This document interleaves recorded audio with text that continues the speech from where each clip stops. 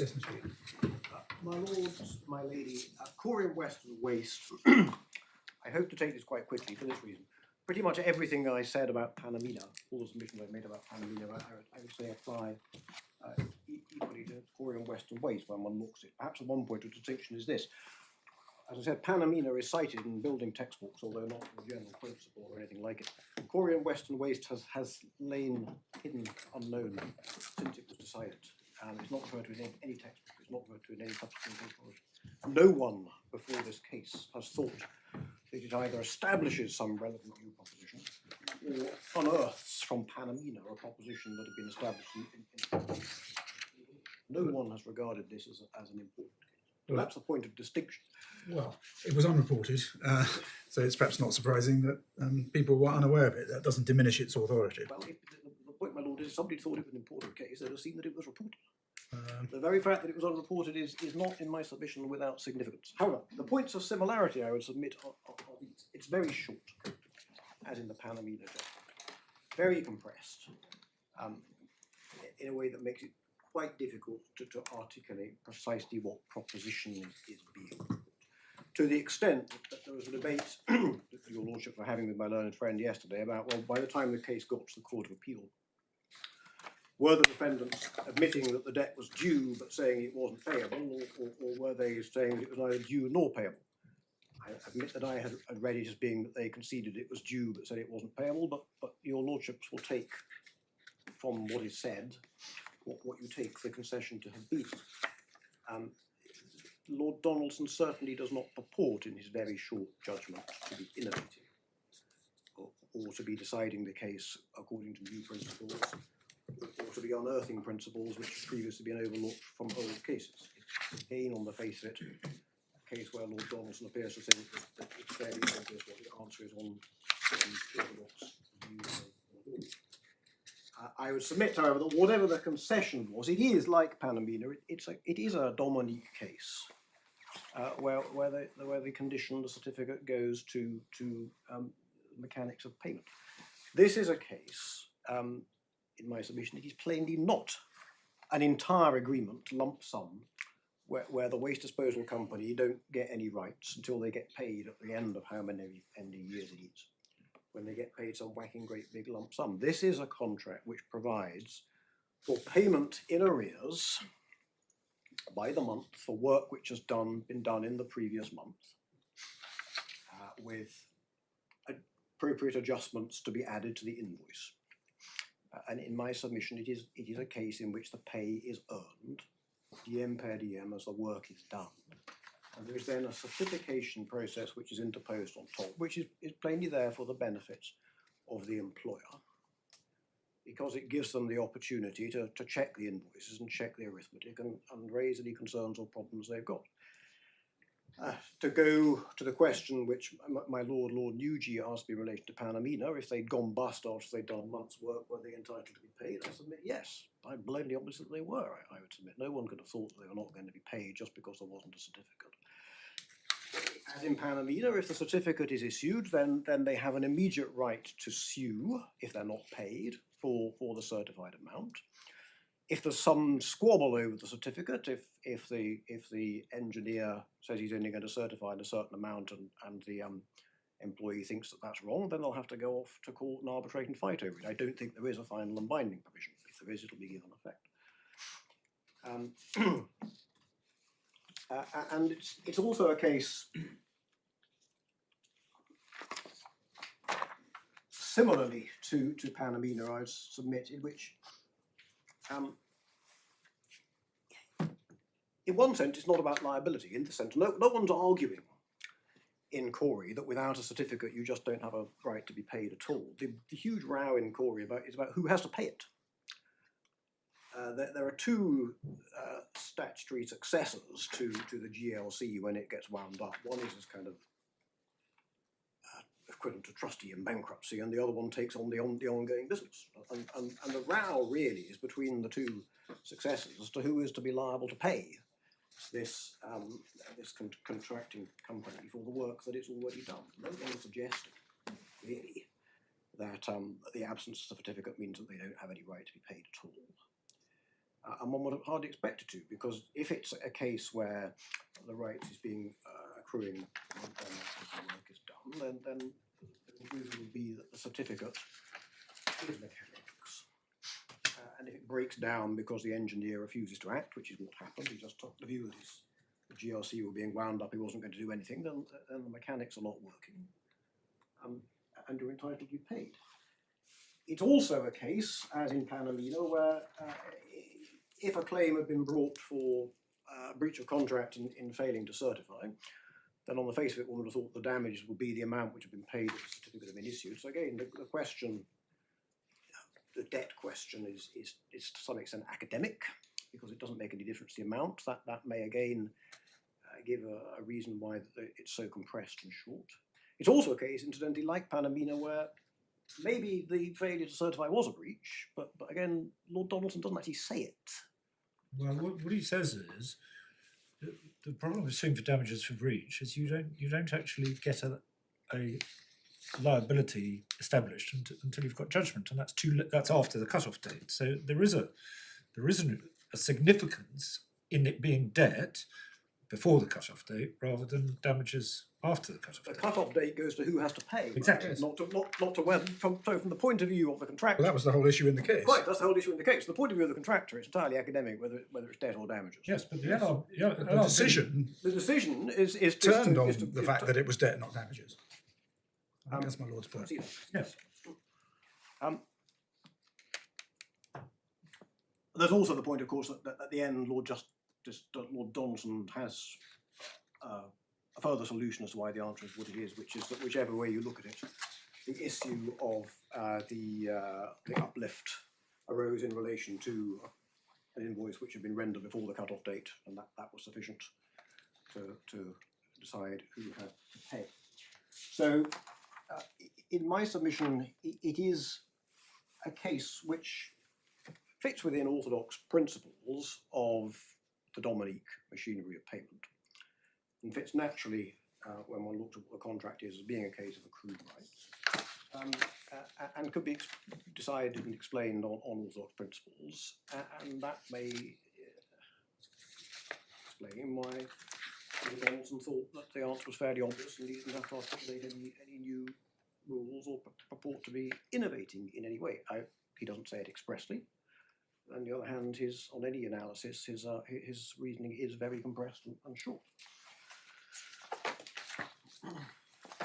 Now, then there were the two cases. Well, just before you move swiftly on, my lord, yes. we had a discussion earlier about the extent to which Mackay and Dick might be treated as English law by reason of anything said thereafter, and I suggested that what Lord Donaldson said in Corey might be to that effect. He's citing Lord Watson, he's citing the principle, he's applying the principle. Well, the problem with And is that not treating Mackay and Dick as English law authority for Lord Watson's principle? The problem with it is, Madam, is that there's simply no consideration of the fact that Lord Watson in Mackay and Dick was not purporting to state English law and was explicitly, as one would have seen if Lord Donaldson had set out the full text, deciding it by reference to a Scottish law textbook stating civil law. Yes. Well, I would go. I understand your submission is, if that's what he was saying, he was wrong. He was wrong. I But- would go that far. Well, that may not get you far enough in this court. And, If it is what he was saying, and it's the basis on which the decision was reached, Well- that interpretation of Mackay and Dick is binding on this court, isn't it? that in my submission, if the lordship would not be appropriate then, because what Lord Donaldson is not saying, plainly not saying in terms, that Lord Watson's statement of principle in Mackay and Dick, although a proposition of Scottish law, also represents English law. He does not say that. He says that there is something which he calls a quasi-estoppel. He says it's to be found in a long line of cases, of which perhaps Mackay and Dick is the best known. So he is holding Mackay and Dick as authority, or something which he calls a quasi-estoppel, and then goes back to, well, what is Mackay and Dick? Mackay and Dick is a case in which there are, as I already submitted to your lordships, there are two ratios. There is the English law ratio of Lord Blackburn. There is the Scots law ratio of Lord Watson. It is true that there is a quote from Lord Watson by Lord Donaldson, accept that, but he does not say, and that is English law too. And the reading which I would submit is the right one, is that it's not made clear whether the quasi-estoppel is to be rooted in the Scots law of Lord Watson or the English law of Lord Blackburn, but in the context of an English case. It must be taken, I would submit, to be relying upon what was said in the English ratio of Lord Blackburn. And you can say of Lord Blackburn's analysis, it's a quasi-estoppel in a sense. That's reflected in what Lord Blackburn says. Well, I don't think you can treat Lord Donaldson as doing that, because he refers to it, Mackay and Dick, as a case in which A prevented the seller from fulfilling a condition precedent. And then going on to refer to Lord Watson. That wasn't Lord Blackburn's reasoning at all. Lord Blackburn's way of putting it, which I submit would fit with quasi-estoppel, is Lord Blackburn said he disabled himself. No, but not from with relying on the condition. Not with prevented from fulfilling a condition precedent to A's obligation to buy it. Just above the quotation for Lord Watson. Yes, I see that. And the previous paragraph is where Lord Donaldson sets out what he thinks the answer to the case is. Yes. The only defence to the claim in debt is it wasn't certified before the 1st of April 1986. GLC is responsible for that, so it's a breach by them. That being so, the LRB is unable to rely upon this as a defence, both as to whether it's due and as to whether it's payable. It would have been due and payable but for the failure to certify. They are, in effect, stopped. In effect. It is as if no certificate had ever been required. Hence, payment was due and payable. That's the ratio of the case. Subject to this, my lord, he doesn't made this point. He doesn't say breach. He says vicariously responsible, not vicariously liable. Now, vicariously responsible would imply that the omission of the surveyor was the omission of the GLC. Okay. But that's not the same thing as breach. And they don't say breach. And as I said, as in Panamina, there isn't really an indication in Corey that whether or not there was a breach is critical to the reason. Well, that is suggestive not of the general principle which is put by my learned friend, which does tell on breach. That is more suggestive of causing the machinery to break down, where it doesn't have to be a breach. Well, we also get the reference to, just after the reference to Panamina and Leyland, refers to both the argument that no payment was due or payment was due is not payable. If we were to accede to either proposition, we should be allowing the GLC and the LRB, standing in its shoes, to take advantage of its own wrong. That looks like breach to me. Or... Well, it's not said so, my lord. I mean, the prevention principle, which we come on to in Berry and is triggered by what's sometimes referred to as wrongful prevention, but it's established, and we've given your lordship and your ladyship the quote from Curtis on this, that it doesn't have to be an actionable breach. It doesn't have to be a breach of contract. It just has to be conduct which can be categorised as wrongful prevention. And I do make the point that just as in Panamina, there is no clear statement that there's a breach of contract here. It doesn't matter. I mean, if the principle is if you wrongfully prevent a condition being fulfilled, you can't rely on it, which seems to me to be the principle that Lord Donaldson is both enunciating and deciding the case on. Doesn't matter whether it's a breach or not. Well, then, my lord, one comes to the question of condition of what? Condition of accrual of the debt or condition of payment. Now, but Lord Donaldson seems to treat it as applicable both to whether the debt is due and to whether it's payable. He says that in terms. well, my lord, I will come on to in a moment the fact that it has been held up to the House of Lords that Mackay and Dick is a case of condition attaching to payment of an accrued price. that's established in the ILO. In the Court of Appeal, it's expressly said, and in the ILO, that's the conclusion is approved. So the Mackay and Dick, as it's been read up to that level, is a case about a condition attaching to an accrued price where the property has passed. Now, if that is the proposition, from correct proposition from Mackay and Dick, and that is what Donaldson, in my submission, would be correct to apply in this case, because in my submission, this case is also a case where the right to be paid accrues and the condition attaches to payment. Well, we'll have to have a look at that. I have in mind the passage in the Court of Appeal that explains Mackay on the basis that property has passed. I'm not sure it goes as far as suggesting that that was sufficient for the debt to have accrued. Well, it would, in my submission, logically follow, because passing of the property, as analysed by Mr. Justice McCarty and colleagues, passing of the Yes. property prima facie gives rise to the right for the debt. That would logically follow, and it would explain Mackay and Dick, consistent with cases like Colley and the run of so good cases. Well, I'll come to that, but that would be my submission. This is, for the reasons I've given, like Panamina, a case of accrual and the condition that attaches for payment. So is Mackay and Dick properly understood?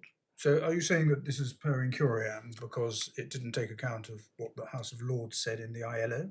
Is that your submission? Well, that would be a point, my lord. But what I say more simply than that is that It would be a point. What I want to know is whether you are advancing it. It it. wasn't quite the point I was making, so I'm going to No. think about it while I put the point that I am making. The point that I am making is that Mackay and Dick, as has been treated, is a case where a property had passed and there's an accrued debt but not paid. In my submission, so is this case, as is Panamina. And if that is right, then it's accurate to say, as Lord Donaldson says, well, we can apply Mackay and Dick thinking and say that the answer is that payment becomes due, payment of the accrued debt. And that would harmonise the case with Mackay and Dick as it's been interpreted by the ILO, because you simply say, well, on the facts are the same, and it's simply an application of the conclusion. However, He could have decided the case in reliance on Mackay and Dick, on the footing that because in Mackay and Dick property had passed, and you say the same was in. And same in that case. It's the same as in this case. He didn't actually need to consider Lord Watson's principle at That all. was a perfectly satisfactory basis for deciding it, and he didn't need to go beyond that. However, But that isn't the basis on which you did decide him. and if we your probably lordship agree thinks on that is not satisfactory, then plainly account is not taken of what is said in the ILO in the Court of Appeal and the House of Lords, and it is per incuriam. Doesn't take account of what the actual status of Mackay and Dick has been established to be, and is treated by all of the textbooks as being. We've given your lordships the references to those in the skeleton. Mackay and Dick is universally treated on the basis that what Mr. Justice McCarty says in Corley's is quite right. Title passes, debt earned, and therefore the condition must attach to payment only. I wanted to ask you this at some stage, that I was wondering now. In Colley, the price for goods sold is the quid pro quo for the property in the goods. And it seems to be well established, you've put in some extracts from Benjamin, that even if payment is due before delivery, you can't get the payment of the price unless you're at least still ready, willing and able to deliver the goods. Yes. In cases like Corrie and Panamina, the money, the debt is the quid pro quo for the work you've done. And you can see how, in that sense, you can say you've earned it, even if it hasn't yet become payable. What is the quid pro quo for the obligation to pay the deposit in our case? What's it being paid for? The deposit is, as Justice Popplewell said, it's the arrow, it's the earnest money. In a sense, the the obligation to pay it is part of the suite of obligations which is undertaken as the quid pro quo for the suite of obligations on the other side. It's not being paid in return for something specific. It is, so I accept, a security. It's not earned in the same sense. No, it's not earned in the same sense, but it becomes payable. And it becomes That- payable this is- in accordance with the contract. This is where I'm having difficulty. I can see a real sense in which you can say, well, I'm entitled to payment for something I've done. If I haven't done it, I'm not entitled to payment. It hasn't been earned. Even though I'm prepared to do it. But in the case of a deposit, it's not being paid because the No, vendors have I- earned no, it. It's no. being paid just because you've agreed to pay it. But we've agreed to pay it under specified conditions which are set out in the contract. Yes, and one of those conditions is certain things have to be done before it's actually payable. But in what sense is that? That doesn't make it earned at a particular point in time. The concept of earning the deposit so that it becomes analogous to the payments in Panamena and Cory and so on, it just doesn't seem to fit. Well, my lord, if you don't like the word earning, it is at least something which at some point becomes due and payable. And it may become due and payable at the same time. Yes. And it may become due at one point and payable at another time, but the point we make here simply is that it didn't become either due or payable on the word. Because you didn't open the account. Because we didn't open the account. So the conditions, well, Didn't- the requirements for it to become due and payable were not met. About a breach of contract, we've been over this before, as the lordship knows, but it's a breach of contract, they can sue us for the breach if they want. But that doesn't mean that it became payable when on the face of the contract it didn't. And as I said to your lordships and your ladyship this morning, that's in many ways that's our basic point.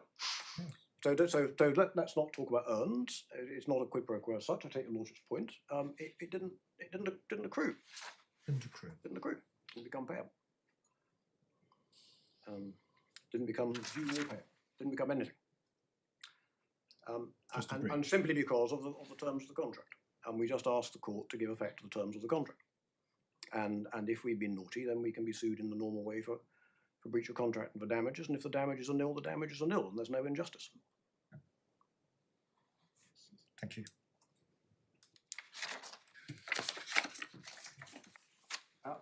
Hotham.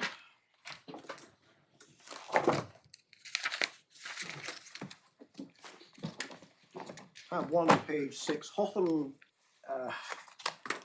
really is a case which seems to be all about who has to plead what under the pleading rules at the end of the 18th century. Now, like my Lord Nugee has said, there was a time when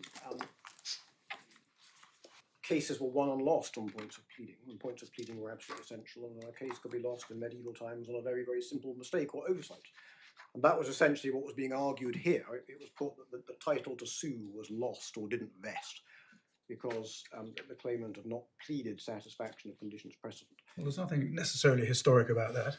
Cases are decided now on the basis that if points haven't been pleaded, they can't succeed on that basis. They tend not, my lord, to proceed on the rather the absolutist basis that if you've made a mistake, it's irremediable, and there's no such thing as amendment. But this is not a mistake case. This is a case of what happens if you don't comply with a condition precedent. It's your fault. Well, it's not so much that, my lord, as what happens if the shipowner cannot comply with a condition precedent to produce a certificate because the shipper won't provide a certificate. Sure. And the pleading point was, well, you have to plead that you got a certificate and you haven't pleaded it. And that's a fatal defect in the claim, and it can't be cured by amendment or by anything else. The case simply falls in limine on that pleading point. Now, granted that we do, as well says, we do still have pleading points. We tend not to be as absolutist about it as that, and it is.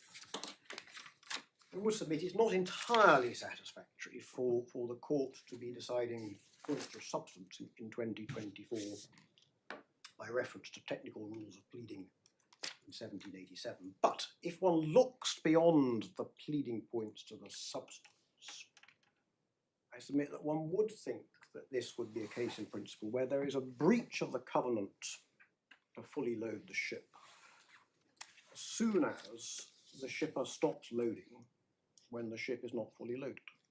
And there is a breach of contract there and an accrued cause of action, right of action. But it's not plainly an accrued debt because it'll be a claim for damage. But there's an accrued right of action.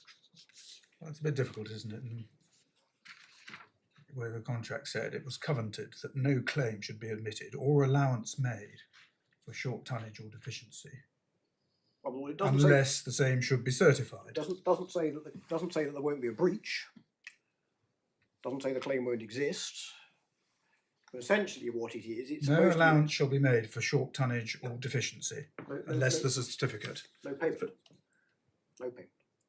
Quite right. In my submission, that's what it means. No allowance, no payment, no monetary recognition of the breach. That's not the same thing as saying the breach hasn't occurred.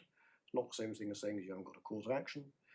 The cause of action must logically, would think, looking at the way there's the point that's made in argument, the covenant to fully load the ship is quite separate from the certification provision. On the face of it, there's a breach of it as soon as you fail to load. Yes, but There's Justice certification. Ashurst decides it on. He doesn't need to decide whether it's a condition precedent or not, because if he assumes it's a condition precedent, then because it had to be performed, and by the neglect of the default of the company's agents it wasn't, which the jury found to be the case, it's equal to performance. But again, And that's not a pleading point, is it? That's a determination that something that was a condition precedent, or if a condition precedent wouldn't have barred recovery. no, you're right. It's not decided on pleading basis. It's fully argued on a pleading Yes. basis, and it's decided as your lordship says, the basis. Again, as with a number of these other cases, it raises the question: if you're assuming it's a condition precedent, he says he's not going to decide it, as your lordship says, he's going to assume it. If you're assuming it's a condition precedent, then again the question arises: well, condition precedent of what? Yes. And on the face of it, in my submission, the breach occurs, the cause of action rests when you fail to load the ship. Takes care as much as it can. There is then in a separate clause a certification process which will only be triggered after the breach has occurred. And when it says no allowance, no payment, it's giving the shipper an opportunity, as it were, to check the figures, like the certifier in Corey, who checks the figures after the work has been done and the right that the money has been earned. There's an opportunity to check your maths before you pay. In my submission, the same here. It's not. So what's the not what's the dead freight which has accrued due if the well, as I said, charterer, or is it the shipper in India, whichever it is, has certified, but certified a lesser shortage. well, if they've certified, then as in Corey, there's an immediate claim for what has been certified. Yes. That's been certified. If they don't pay it, then they're liable for that. But the claim in this case was for 100 tons worth of short loading. If they Dead certified freight. 50, So if they certified 50, there'll be an immediate claim on that for the 50. yes, And there'll be no answer to that because they'd have certified it. With Right. summary judgment, no issue would arise. right. And if the ship owner said no, it wasn't 50, it was 100, then they would sue for the 50 and say your certificate was wrong. Doesn't say final and binding, I don't think. But so If it does say final and binding, then it'll be final and binding. But so the provision in the contract that no claim should be admitted or allowance made unless certified, would you just write that out of it in those circumstances, would you? What? No, you don't write it out, my lord.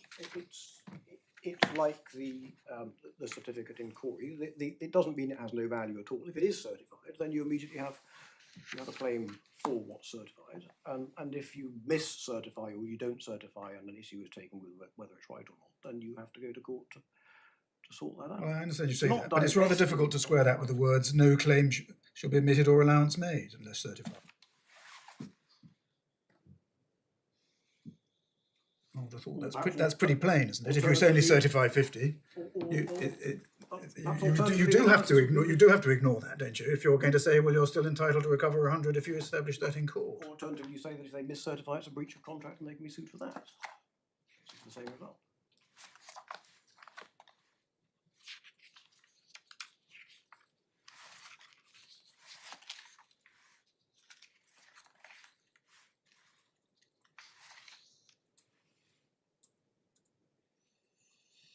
very difficult. Again, it just may, sensibly to read. but if you're right, I mean, I have some difficulty in that. But if you're right about that, you're still ignoring the words and giving the certification no effect at all. It's difficult in my submission to seriously think that it's intended to divest an accrued right to damages, and I mean it just disappears if they don't certify.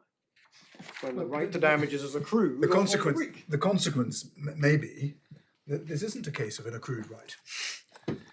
Yes, what Mr. Justice Ashurst actually says is once you've treated the certificate as effectively unnecessary, he says, if so, in other words, having treated the failure to provide it as equal to performance, if so, there was a right of action once fairly vested in the plaintiff. So he's saying, on that hypothesis, on the hypothesis that the condition has gone, there is a right of action vested in the plaintiff. Whereas I think you're saying there was a right of action vested in the plaintiffs anyway. Well, but my lady, again, it may be a question of how you phrase right of action. What he's saying, and I would accept, he's treating, the way he's phrasing it is effectively treating a certificate as having been issued. Now, if a certificate has been issued, as I said to my Lord Justice Popplewell, if a certificate has been issued, then you've got an immediate right to sue for the amount in the certificate. You've got a right of action in the sense that it's not just due, it's due and payable. You can sue for that money, and there'll be no defence because you certified it. The ship has certified it. They're not going to be able to say, well, it's wrong. They've certified it. So the amount in the certificate is an immediate right of action for that amount. But that doesn't mean that before the certificate you've got absolutely nothing at all in terms of rights. And again, and Mr. Justice Ashurst must be right. If a certificate's been issued, then you acquire immediately a right to sue for that sum of money. And how can you be divested of it? That's right so far as it goes. But again, that's not saying, it doesn't have to imply that before the certificate you simply got absolutely nothing, notwithstanding that on the face of it, there's a breach of contract. And the answer to my Lord Justice Popplewell's question of what's the quantum is, well, it's unliquidated damages, really. It may be called that, but it should be in principle a claim for unliquidated damages. So in that sense, that's why I say it's not a case of an accrued debt. It's an accrued right of action, accrued cause of action, accrued claim. We also get a contrast because there are two elements. There's the certification on loading, and then there's the survey when it gets back to the River Thames. Yes. And they're treated differently. The passage we've been looking at is in relation to the first being treated as a condition precedent. And then the consequence is that if that is deemed to be fulfilled in the sense that preventing it happening is equal to its performance, then there's a right of action. And then Mr. Justice Ashurst goes on to say that that right of action has then vested, and then that's only capable of being defeated by a subsequent non-feasance, Yes. not taking steps to procure a survey after the arrival of the ship in the Thames. And that, since that's a condition subsequent, the fact that it hasn't happened won't defeat the cause of action. Right. The cause of action being the cause of action for the money which has been certified. Right, so the contrast between treating those as conditions precedent and conditions subsequent to the cause of action does suggest that the condition precedent was being treated as a condition precedent to the cause of action.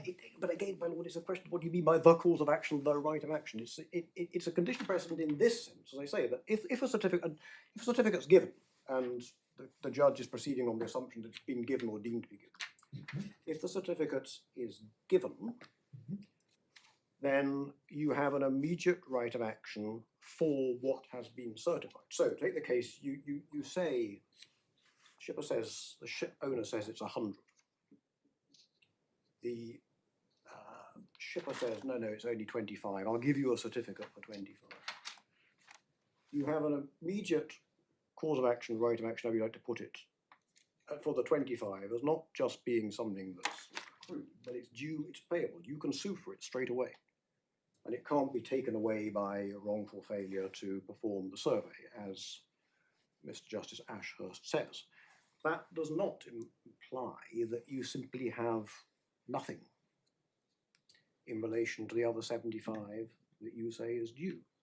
If the other 75 should have been loaded, then on the face of it, you've got an accrued right of action, cause of action for breach in relation to it. You can't go along to the court and say, I've got a certificate, I'm going to sue on the certificate for 25, please can I have summary judgment? You won't get it because the other side will say, no, it was only 25. And you'll go off and you'll have to have a debate about that. But the fact that you don't have an immediate right to sue on a certificate and get summary judgment for the whole 100 doesn't mean that you've got no cause of action at all in relation to the 100, if you are right that 100 should have been shipped. Unless the certification is a condition precedent to the cause of action. And the failure to get a certificate in my submission is not to be understood as depriving you of a cause of action which you've got. The failure to certify means that the ship is basically saying, well, I'm not going to admit it, we'll have to fight. When we admit it in part. We're all struggling with trying to read a case which is now almost 250 years old. But at the bottom of page 9, Mr. Justice Ashurd sets out what the objections are. And the first one is the certificate previous to the ship sailing from the East Indies. And the defendant's point is that's a condition precedent. And performance wasn't averred. So this is a pleading point. You've got to avert performance. So and the way he describes it is a radical defect in the plaintiff's title and not cured by the verdict. So the jury can't do anything about this. If you haven't got your title, that's why it can be objectionable in arrest of judgment, which is not a jury point, it's a point of law for the court, where you obtain a rule. And you get a motion, you bring a motion in arrest of judgment. So despite the jury's verdict, you've got a legal objection. And he says, if they were right in their premises, namely that these are conditions precedent, the conclusions which they draw from it would be right. So he does seem to treat the lack of a certificate as being, if it's a condition precedent, something which destroys the right of action, or impeaches the title to the claim, which I read as being you don't have a right of action. If it's a condition precedent to be paid, and if it has to be satisfied and it's not been satisfied, then plainly it is a condition precedent to bring a right of action, because if it's a condition precedent you're getting the money, you can't sue for the money. So either way, if it's a condition precedent to accrual, or if it's a condition precedent not to accrual but to payment, if it's a condition precedent and it continues to have force, then it must defeat the title. Right. The claim. And then the decision is it doesn't defeat the title. Yes. It's no longer a condition precedent. No, that's not the ground of decision as I read it. The ground of decision is I'm going to assume it's a condition precedent, which is a question of construction. But two independent covenants, one to load and the other the proviso about you can't bring a claim unless you've got a certificate. I'm going to assume that's a condition precedent. But what is, and this on this issue was joined and decided on by the jury, gave a verdict for the plaintiff. The plaintiff asked for it and the defendant refused to do it. The defendant's agents refused to do it. And he says in those circumstances, then it goes for performance. So it's equal to performance. So he says, I'm treating it as a condition precedent, but it is satisfied. But my lord, again, you have to ask condition precedent to what? It's too loose in my submission just to say condition precedent, because if it's a condition precedent to accrual, then plainly you can't bring a claim for the money if it still has to be satisfied. If it's a condition precedent not to accrual but to the right to be paid, you cannot bring a claim for the money unless and until it's satisfied. So to say it's a condition precedent and it goes to title, that doesn't prove that it must have been a condition precedent to the accrual of the right. The point would have been equally valid if you had an accrued right to damages, but you couldn't sue on it and without a certificate, because they still have been entitled to say you've not satisfied the condition precedent. You can't enforce the right. Well, I understand that we have such things called debitum and praesentis, or when in future when it comes to debts. But it seems to me a very odd idea that you've got a claim to damages which you can't sue on. Either you've got a claim to damages or you don't. submit that, that's not right, my lord. There's no reason why you can't have a cause of action in the sense that there has been a breach, in principle sounding in damages, but an arrangement, contractual arrangement, which says that you will not be allowed to sue on it unless and until something has happened. Like a Scott Knavery clause, for example. Or ADR clauses. No action shall be brought. That doesn't mean until you've been through the ADR process and you've all sat round a table and been nice to one another, you don't have a cause of action for breach of contract. Plainly you do. Just you're not entitled to bring an action to enforce it. And any attempt to bring an action to enforce it will be met by the answer, you're not entitled to sue, just as a certificate. Whether it's a certificate precedent to accrual or a certificate precedent to payment would be an answer to a claim if the condition precedent was outstanding. And the decision here is it wasn't outstanding for the reasons given. But that doesn't show you that it was a condition precedent to the accrual of a right. It's equally explicable on the basis that there's a cause of action as soon as the breach occurs, which is what you would expect. Then there is then a contractual limitation brought in on the right to sue for it. And on the facts of the case, it was deemed dispensed with, no longer applied, however you liked it, and so you were entitled to sue on your accrued cause of action. That, again, is consistent with the Dominique line of authority, and it's consistent with Mackay and Dick as it's been consistently interpreted as being a case where the property passed and the price is earned, but there is a contractual mechanism before you're entitled to be paid it, and before you could sue for it.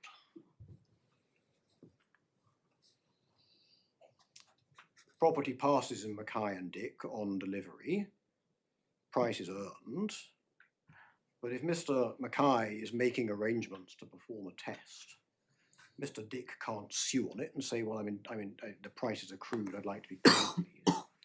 The answer in bar would be you don't have a right of action in the sense of something that you're entitled to sue on. You may have an accrued debt, but you can't enforce it. You can't get your hands on the money because Mr. Mackay is setting up this test and the performance of the test is a condition precedent. And so in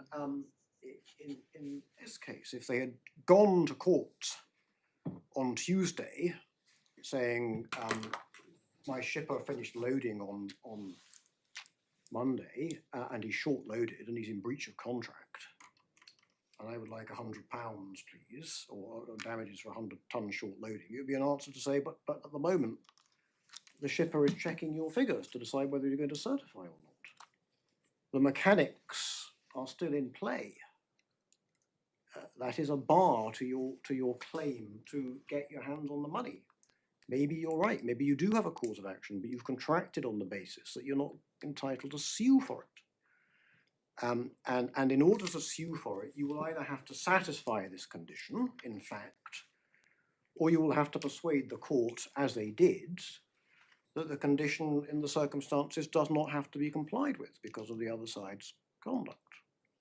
Because, as I would put it, the machinery for payment has broken down, and that is what the case is about, or certainly that is how it can be understood.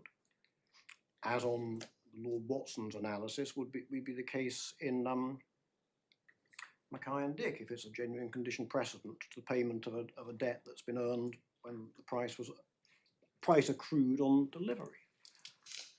If Mr. Dick refuses, as he does, to carry out the test, then the mechanics which attach the payment break down. That does not mean that the accrued right in debt somehow disappears in a puff of smoke. The mechanics become to be dispensed with. My submission, all of these Panamina, Hotham, Corey, they could all be explained on that basis. They all fit that basis. That's all consistent with the approach which has been taken to Mackay and Dick as being a case in which property had passed and the debt had accrued, but it was not payable subject to a condition precedent. All of these cases can fit into that model. That model does not require the court to embrace my learned friend's general principle, because it's entirely consistent with the debitum in praesentum domini carambatis line of authority, which is a separate line of authority.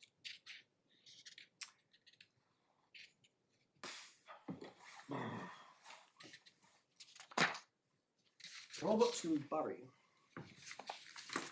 I'll take this very quickly if I may, it's in tab 3, page 15. Robertson Bury, in summary, it's a building case with a fixed, with a completion date. Liquidated damages for delay, and also an entitlement for the employer to repossess the site if the builder falls into delay. The builder was thrown off the site and sued for damages for being shut out of the opportunity to complete the works and earn its pay. The employer said, I threw you off the site legitimately because I exercised my right under the provision that says, if you fall behind, I can repossess the site, and you fell behind. And the builder says, yes, I did fall behind, but I only fell behind because you were late and your architect was late in providing me with instructions and drawings and so forth. And I progressed the works as fast as I could, and I was prevented by you from meeting the deadline. And when you prevented me from keeping up to time, you cannot hold me in breach and exercise the remedies which are given to you under the contract for breach. And the court accepted that. It's a key case in the line of authority on the prevention principle that goes back to Home and Guppy.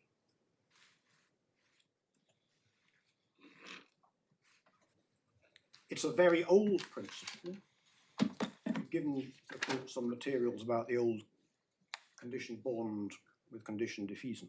Now, in his section, Professor Simpson says that the medieval lawyers were familiar with the problem of what happens if the condition is that you'll render a service to the creditor, or you'll transfer property to the creditor, and they reject the service or they reject the goods. If you look at it strictly, and the law was very strict on conditional bonds, then you've not performed the condition, and therefore the debt is due and payable. That was never the attitude which the lawyers took. The medieval view was that if the condition is that you do something for the creditor and they refuse to accept it, then you are deemed to have performed because tender is treated as performed. And that would be the modern law. If the buyer in Collies had counterclaimed, saying you're liable for breach because you didn't deliver the goods, it would have been an answer to Collies to say, well, I tendered them and you rejected them. Now, the prevention principle, in a sense, broadens that out beyond conditions, which is what the old law bonds about, to contractual undertakings generally, and says that if you prevent the other party from performing, you can't hold them in breach and claim your remedies, whether it be liquidated damages, unliquidated damages, throwing them off the site or whatever. Now, one can, if one thinks it's helpful, express that in what Lord Diplock would say broad language by saying, oh, well, there's a proposition of law that tender is as good as performance, and no party can rely upon its own wrong. If you think that's helpful, you can do that. But it's important, if you're going to do it, just as with the Algotsane principle, to remember what really underlies that broad language. And what underlies the broad language is effectively, it's a defensive principle. You can't be held in breach, you can't be liable in breach if what would otherwise be a breach is the other party's fault. The other party can't have rights for breach if what would otherwise be a breach is their fault. So if the question in a case like Collies is the seller liable for failure to deliver, then the answer is no, and you can dress that up as you like by saying tender is as good as performance. If the question in a case like Collies is the seller, having tendered the goods and had them wrongfully rejected, entitled to sue for the price? The answer is no, as per Collies. And in that context, tender is not as good as performance. Context is very, very important in my submission when one is looking at some of these broad propositions. If in a case like Bury, the question is the owner, having shut the builder out of the site, entitled to liquidated damages for delay?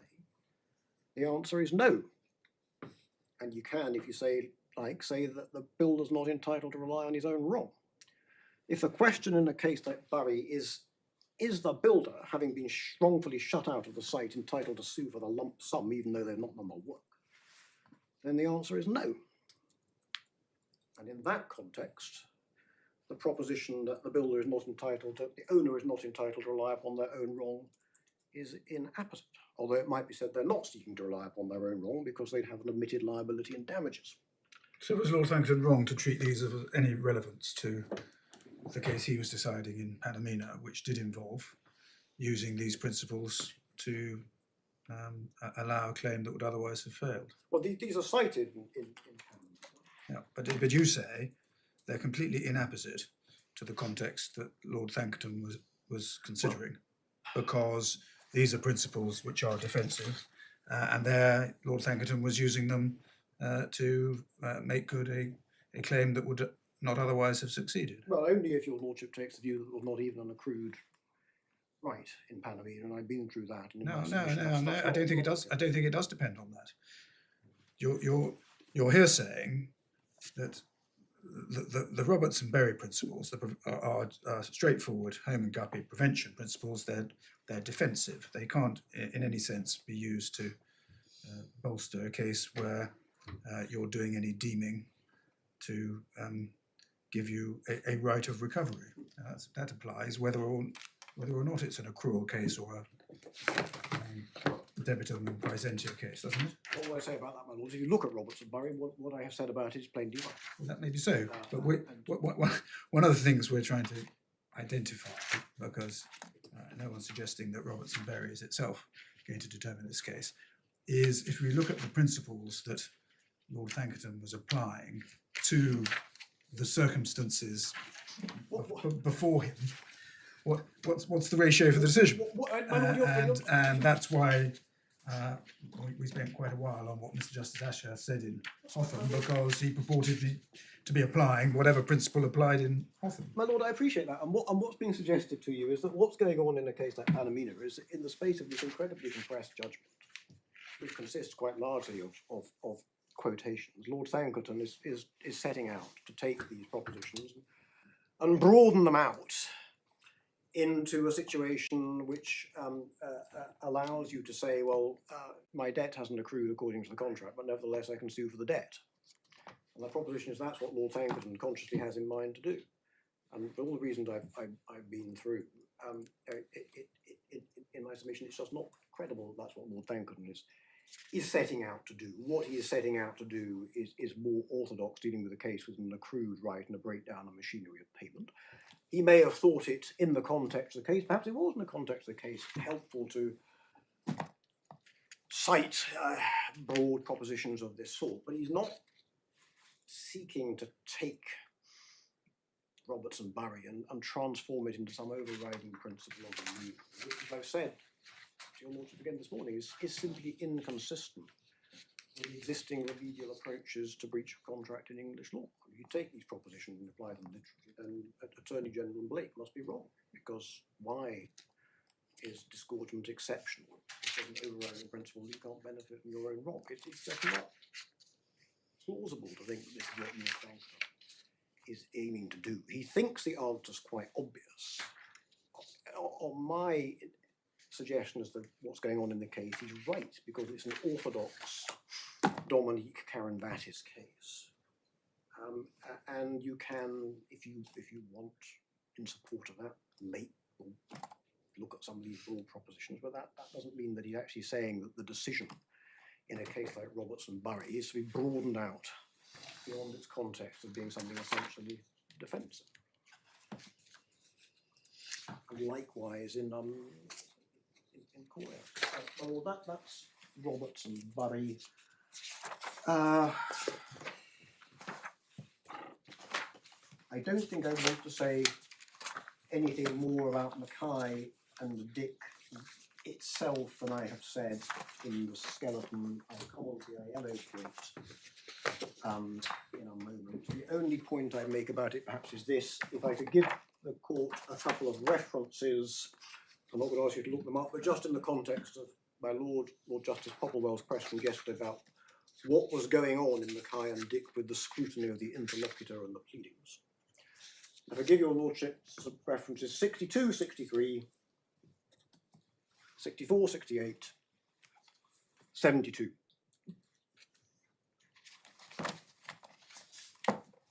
Now, what appears to have happened is that when they went to the House of Lords,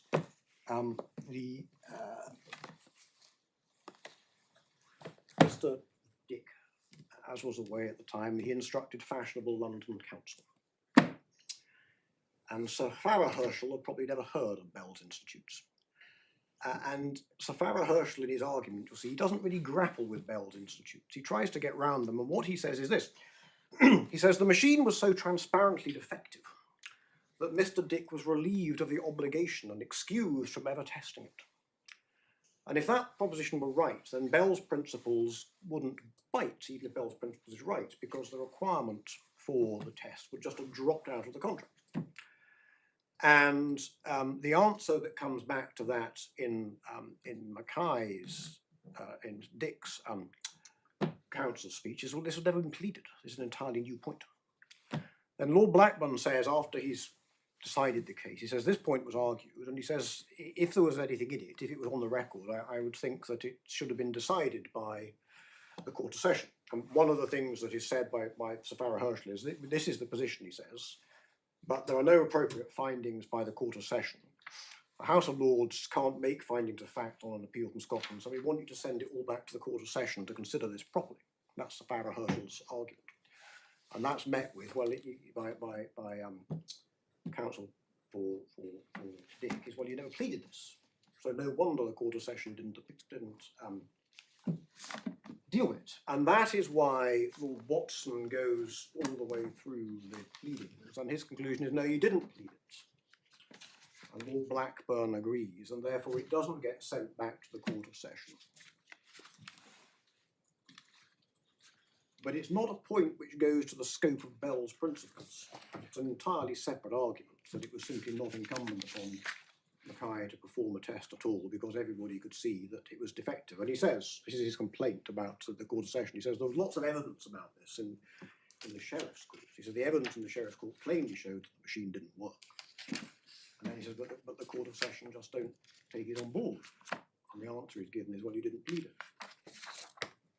But it is the case, is it, that the basis on which Lord Watson decided Mackay and Dick would have rendered the inquiry irrelevant in any event? No, that was the point, because Lord Watson says there was a condition precedent, that is the test, and it's deemed fulfilled.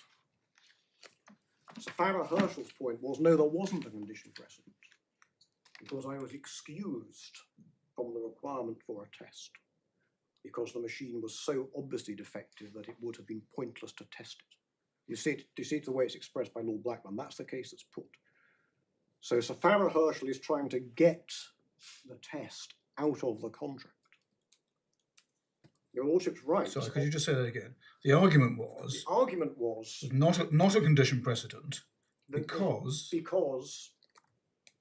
Mackay had been excused or released from the requirement for a test by the fact that the machine was so obviously defective that a test would have been pointless. That seems to be the nub of the way Sir Farrar Herschel puts it. But Farrar Herschel said, look at the evidence. Everybody knows this machine doesn't work. We were not required to test a machine which didn't work. Could you just show me that in the argument?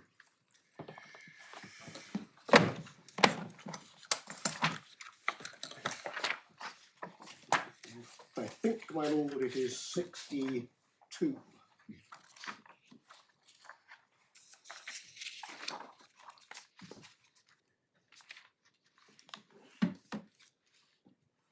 you the first way he says it, he said the essence of the contract was that they were to supply a machine which met a certain specification. And the bit about testing, he says, it couldn't cut down, but that was your basic obligation, was to supply a machine which could perform according to specification. And then he goes on at some length about what happened at Gary and Gill. And then he says this is the point: the evidence adduced in the sheriff's court amply established that sufficient trial of the machine had been given to make it manifest to all that it is not conformed to the contract.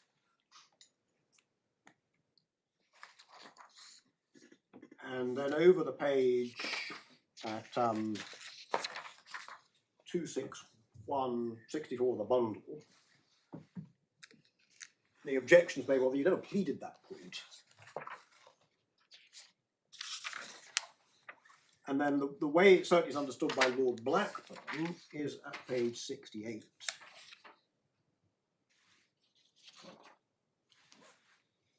Just between the hole punches, the substance of the argument as he understood it is that although the required test had not been carried out, Sorry, where are you now? 68 in the middle, my lord, the evidence showed that the machine was not such as could possibly in substance satisfy the test, and the defender was justified or at least excused in not carrying the test out. And then he says right at the bottom, if such a defence had been raised on the record, then the Court of Session ought to have dealt with it. But he agreed with Lord Watson that it was never raised. So it's an attempt by Sir Farrar Herschel to get round Bell's principle as applied in the Court of Session by saying, well, effectively, the requirement for a test dropped out. And Lord Blackburn said, well, that might be a good defence in principle. If you pleaded it, it would have had to be explored, but it wasn't pleaded.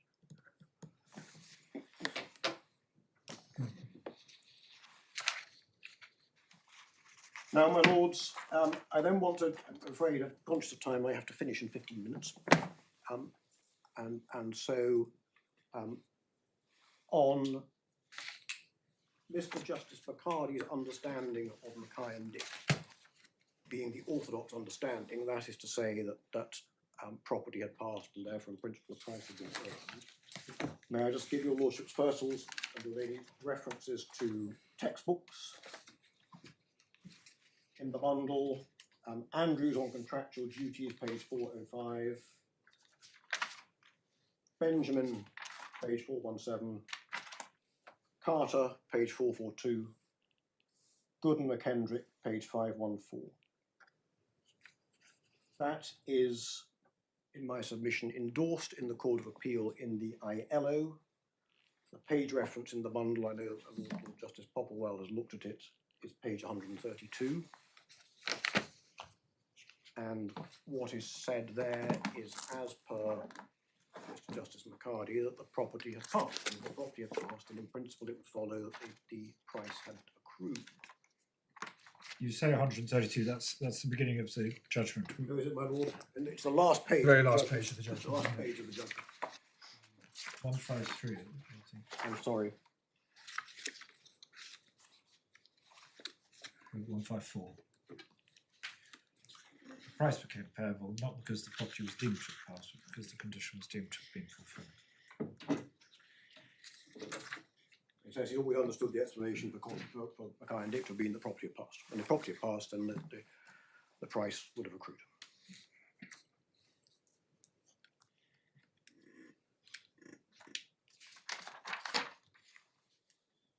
And then it's dealt with very briefly in the House of Lords. If I may give your lordship the references, page 737.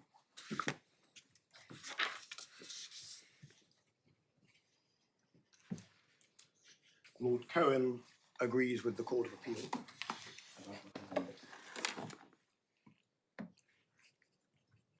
Page 750. Lord Jenkins agrees with Lord Cohen.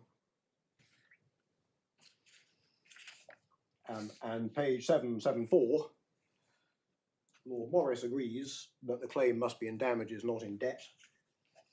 He does not expressly say that he is agreeing with the Court of Appeal reasoning, but in context I would submit that that is the inference. Now, it is true that on the question of what is an arrived ship, the ILO gets overruled in the Joanna Oldendorf, but that does not affect any of this.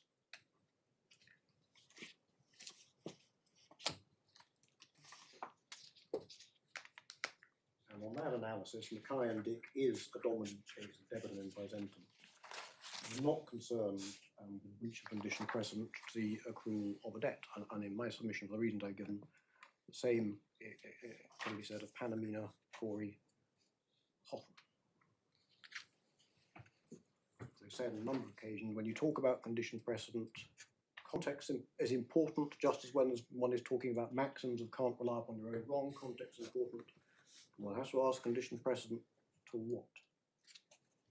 As I said at the beginning of my submission, the law in this area treats accrued debts differently from unaccrued debts, which aren't really debts at all. A batcher, again, perhaps I've no need to say more than we said about it in the skeleton. I accept that it's the closest thing that my learned friend gets to authority for his proposition, but we make various points about it. The only point that I would try and add is that a batcher may be a dominant case too.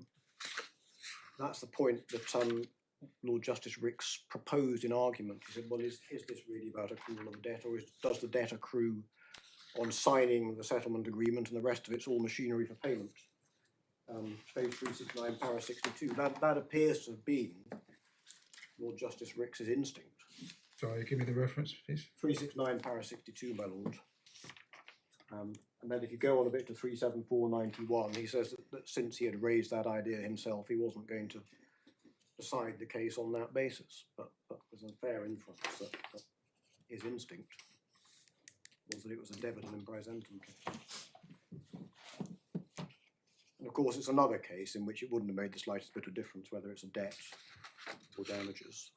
Well, it did make a difference to when interest started running. Well, my lord, That's no. what Lord Justice Ricks says, I think.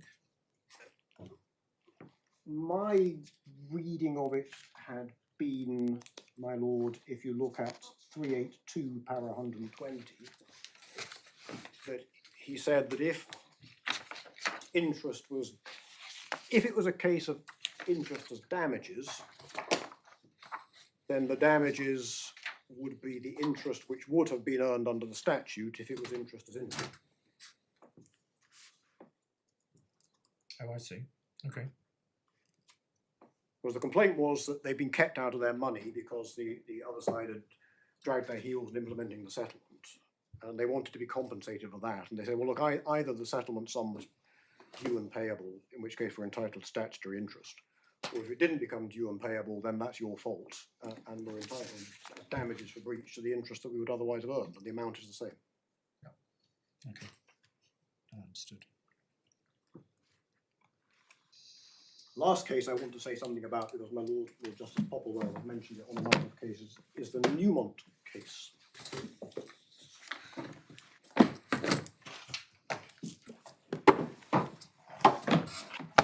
Which is in the supplementary authorities bundle at tab 3 of that bundle.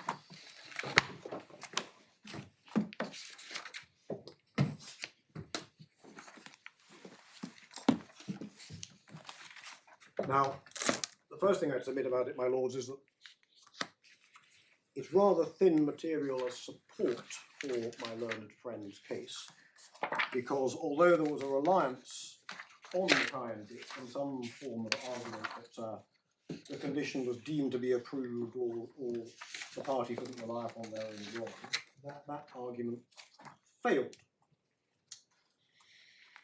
And one sees that from holding number 3 and 4, that the fulfilment of the condition was an essential condition, and therefore it couldn't be got round by saying that somebody was in breach of contract. So the principle that was being argued for, the principle that was being argued for by my learned friend in this case, it was not applied in Newmont. Furthermore, as well as not applying it on the facts of Newmont, the Privy Council said that there is no universal principle to be derived from Mackay and Dick, that a condition is to be taken as satisfied if there's a breach by one of the parties. It's certainly true in some cases, but not all. And it would depend upon the nature and condition and the circumstance of the case. Now, it's all with respect, a little broad. And in my submission, that has the look of saying something about a point that was argued which the board thought there was nothing in. It doesn't really take matters any further, save to this extent, that if, as Lord Justice Popplewell suggested on a number of occasions, matters of intent come into it. Well, you've rather skipped over the relevant paragraph, but that is what the Privy Council was saying in this case, wasn't it? Yes. The McKay-Dick principle is that where one party makes it possible for condition contract to be fulfilled, conditions taken to be satisfied. That's true in some cases, not in all. Whether the performance of a condition present is excused where a party has prevented its performance depends on the nature of the condition, the circumstances of the case. In some cases, the nature and purposes of the condition will themselves be sufficient to indicate that the parties must have intended that the obligations which are expressed to be dependent on the fulfilment of the condition will come into existence only if the condition is fulfilled. It will not be enough that performance of the condition has been prevented.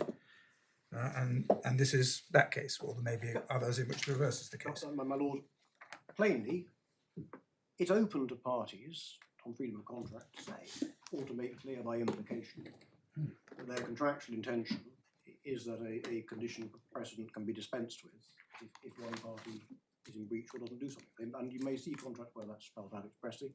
It may necessarily be implicit. It's always open to parties to in their contract to set out what is going to happen in relation to condition precedent, what's going to happen in relation to when a debt accrues becomes payable. The only point I was going to make, and it's the point I made before, is that we would submit that in this contract the parties have very clearly set out the circumstances in which the deposit becomes payable, and it didn't become payable. Well, they haven't set out what the circumstances are if one party prevents fulfilment of the condition. No. What's being said in Newmont is it'll be a question of contractual construction in each case. It will. And it's from the circumstances of each case as to what the consequences are of that. And if the they parties haven't set it out here, and my lord, if if the McKay-Dick principle is a principle of construction, then we're into looking at what the intention of the parties can be taken to have been in this contract in circumstances in which there has been the prevention of fulfilment of the condition as to which the contract is silent. It doesn't provide for it, it's just silent. That's the point, my lord, it's silent. Yeah. If the question of contractual intention, as I said, then it's obviously free for the parties to set out their position.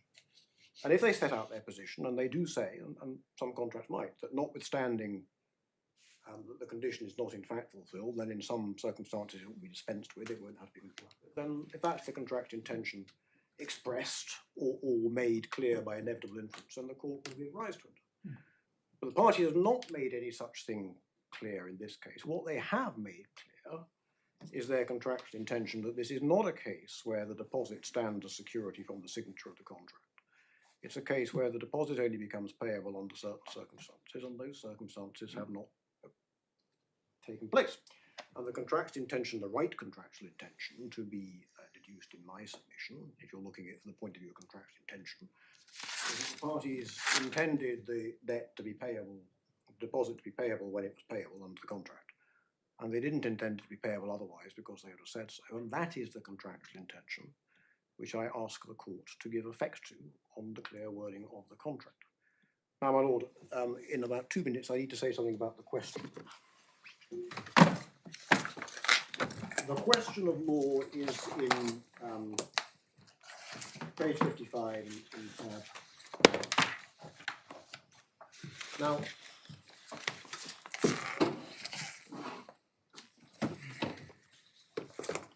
I said yesterday that, like clause 2 of my learned friend Skeleton, it could be more precise. The objection, criticism that could be made of it is that it doesn't tease out that in this case the question is specific to a situation in which the condition is precedent to accrual rather than payment.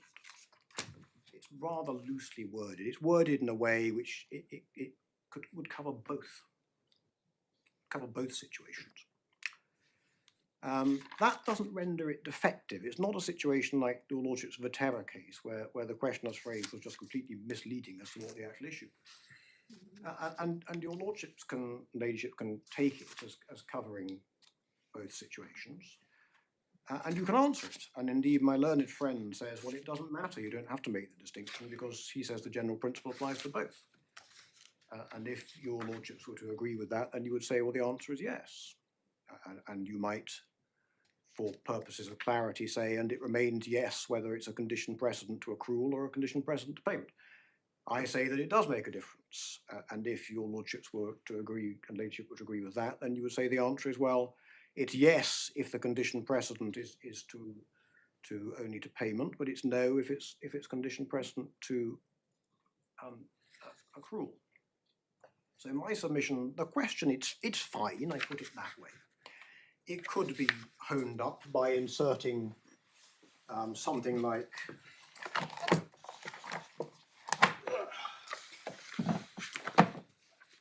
where the accrual of an obligation for payment, your lordship could stick those words in if you thought that was helpful. In my submission, it's not necessary. As I said this morning, the way it was phrased before the tribunal didn't involve any reference to the stakeholder or to the two stages of the forfeiture of the deposit. And if that was fine before the tribunal, it should be fine now. It is true that it refers to deemed fulfilments. If your lordship and ladyship think it may be helpful to put in or deemed waiver or quasi-estoppel or deemed something else, or deemed fulfilled or otherwise dispensed with, which I think is a phrase that my learned friends have used. No harm in that, but in my submission there is no need for any radical rewriting of the question. For our part, we are content for the court to tweak it if the court thinks it's appropriate. Subject perhaps to this, that if the court was minded to engage in some radical rewriting, it might be appropriate for the court to tell the parties what it has in mind and invite views. Well, one amendment that I might have in mind, which I wouldn't regard as radical, but I ought to float, is that it ought to be tied to whether the result is that the sellers have a claim of debt in the circumstances of the facts found by the tribunal in this case. In other words, that it isn't just an abstract question of law, because one possibility is it applies in some cases and not others, and it's a question of contractual intention, and one has to determine whether it arises in the particular circumstances of a deposit as an earnest in the Norwegian sale form. And if that were the conclusion as an abstract question of law, it wouldn't help you very much if we just answered the abstract question saying it all depends, which didn't tell you whether the claim in debt was entitled to be upheld or not in this case. That's perhaps similar to the Lord Hamden's case where he said it's a question of under this contract or something like exactly that. Exactly so, on the facts of this case. But if there's some sort of formulation of that kind, you wouldn't object to that. As I say, what we seem to have on the other side is a sort of complete rewriting, which I have submitted. It's not necessary. And the court will have seen the point. No objection was taken to this question when we applied for permission to appeal. And it wasn't suggested before Mrs. Justice Dias that it wasn't wrong. Really only on this appeal it suggested it's some way defective. In many ways, it does track the way that the case was put to the tribunal. As I said, that didn't refer to stakeholders either. It was a two-stage process for forfeiture. So, my lord, I'm afraid I've trespassed about 3 minutes beyond the time. I'll stop those on my submissions. Thank you very much. Mr. Kenny. Well, just to make clear, we certainly are content that the court should express the question in a way that links your conclusions to the facts of this case. Obviously, the question is phrased in general terms, but it's intended to be a question about the application of the principle to the facts of this case.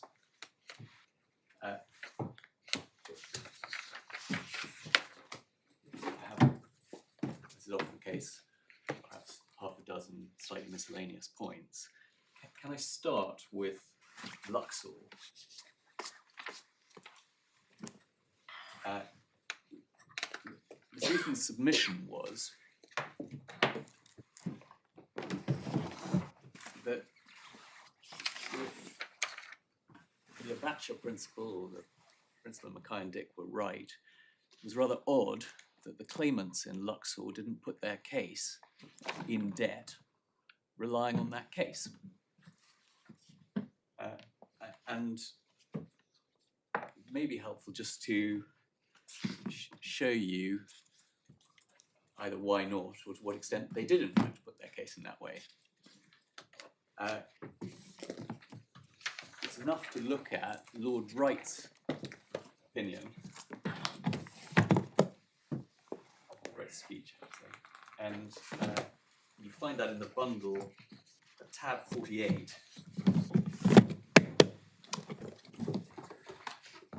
Page 5658.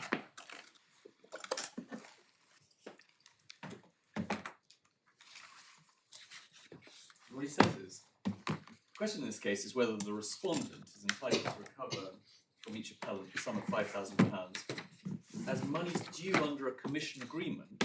I'm so sorry, which page are we at? 658. Sorry, could I have it internally? 129. Thank you.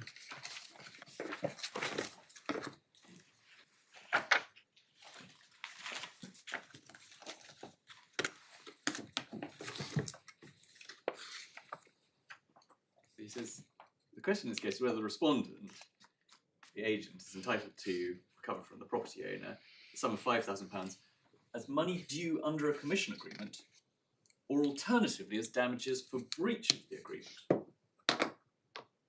He failed before Mr. Justice Branson, but succeeded on his claim for damages in the Court of Appeal. So initially it was put as a claim in debt and in damages. And the reason the focus in the House of Lords is on damages is because he succeeded on damages in the Court of Appeal. And it was that award of damages that was then being challenged. But I said the extent to which he was relying on the Mackay and Dick principle, because in the course of argument, the respondent relied on Inchbald and Western Nilgiri, which is a case that Mrs. Justice Dias looked at. We haven't felt it necessary to take you to it, but the argument in relation to Inchbald is at 676, and that was a case of prevention, essentially. Internally. Sorry, 147. Thank you. And that was a case where a stockbroker was held able to recover. It wasn't entirely clear whether he was recovering in debt or in damages, but he was held able to recover when he was prevented from earning what he was due to earn under the contract. It was a claim in damages because he didn't get the £400, wasn't it? We don't have it, and I don't want to commit myself to that. But what is relevant for present purposes, and the reason why I wisely stick my neck out on that, is because in response to that, Lord Wright then discusses Mackay and Dick. And essentially he says, Mackay and Dick doesn't apply in this case because you can only found a claim on prevention where the prevention by the defendant is in breach of contract. And in this case, there's been no breach of contract.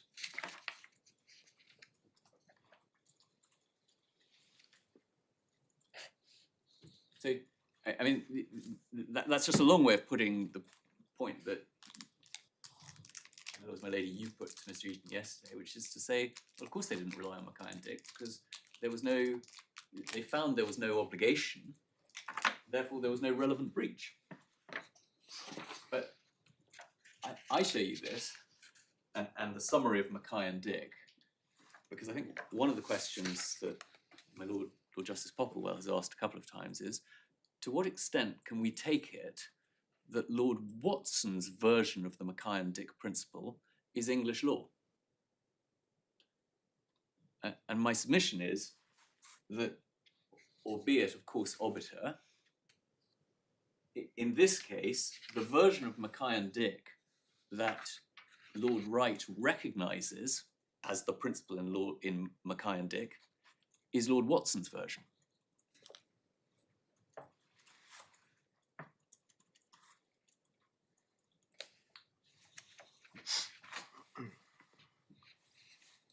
Okay. Or putting it another way, it's Mr. Justice Wills's version, but tweaked to make sure that it depends upon breach. Yes, but the point I accept that, but the point I'm making is that it's deemed satisfaction rather than the waiver of a condition defeasant.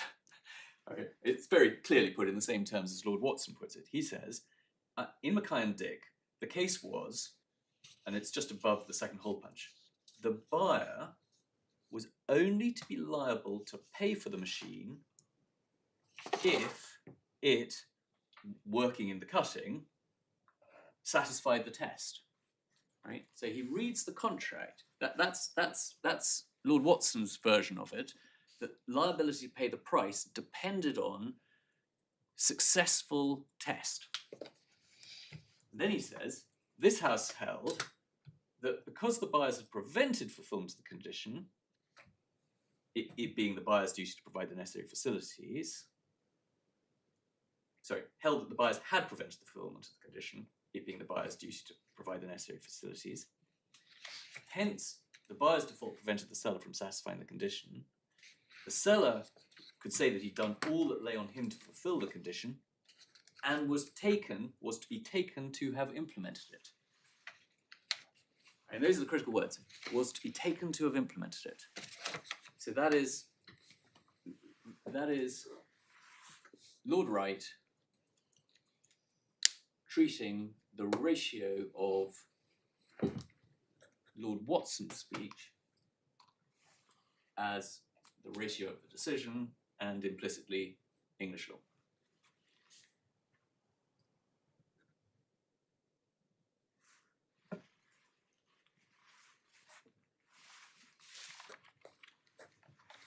And can I make the same observation about Lord Justice Parker in the ILO?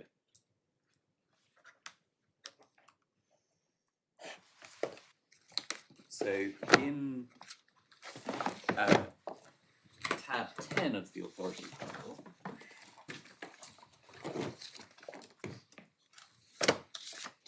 the internal page 407.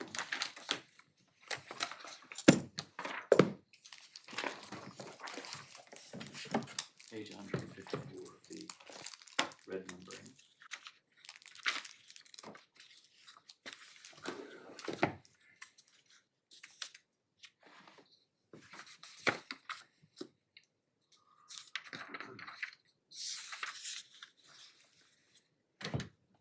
Lord Justice Parker says, picking up 3 lines from the top, is the defendant, having prevented the holding of that test, was held to be in the same position as if the condition had been fulfilled.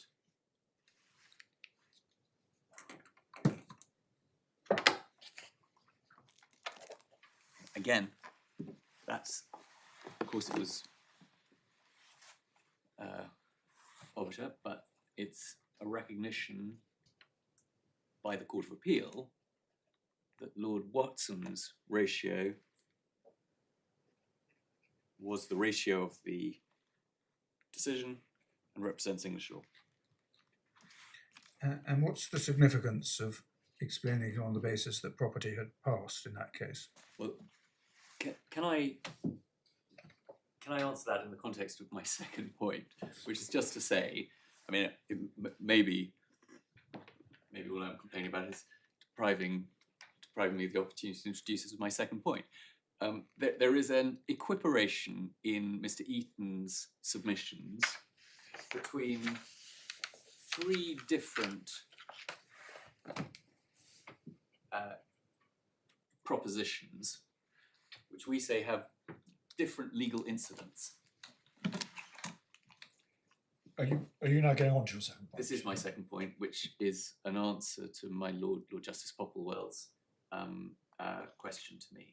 Yes. Is it also what Lord Donaldson said in Corey? Did he also referred to Lord Watson as if it were English law? That is, I was going to mention that in the context of Corey, yes. But it's the same point. But it's the same point. He also treats, yes, absolutely. Absolutely. So that is a third instance, which logically I should have put in the first point. It's a third instance of Lord Watson's ratio being treated as the ratio of the case.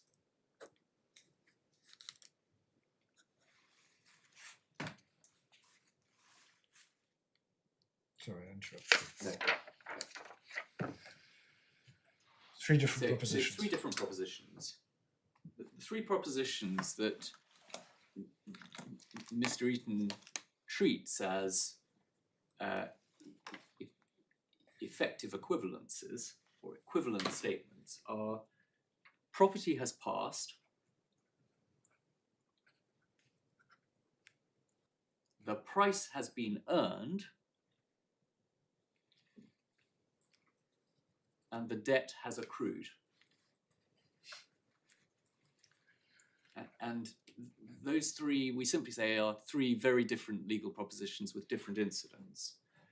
Property has passed. The most obvious example of property passing without either the seller having earned the price or the price having accrued due is a sale of specific property. I agree with you that I'm going to sell you a specified picture. As soon as the agreement is concluded, property passes, but I may not have done many of the things that I still need to do in order to earn the price and in order for the price to accrue due. It may be conditional on delivery.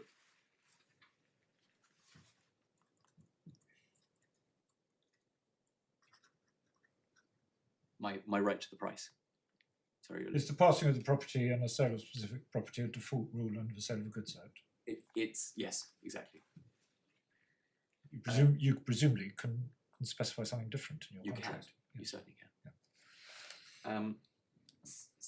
Secondly, the price has been earned, and in my submissions yesterday, I said that frequently that is used as a shorthand for a party having done everything that's necessary for him to do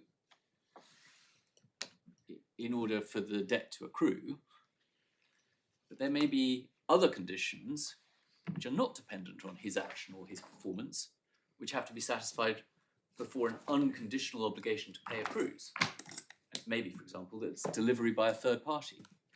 I may load the ship, but the terms of the contract may be that the debt is only due when and if the ship arrives.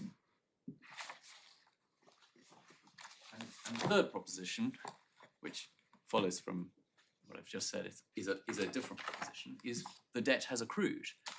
And that, as Mr. Eaton emphasised yesterday, is the point at which the debt is unconditional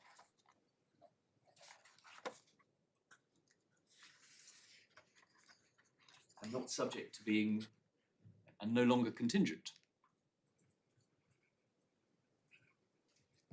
Now, I say that by way of introduction because my third point is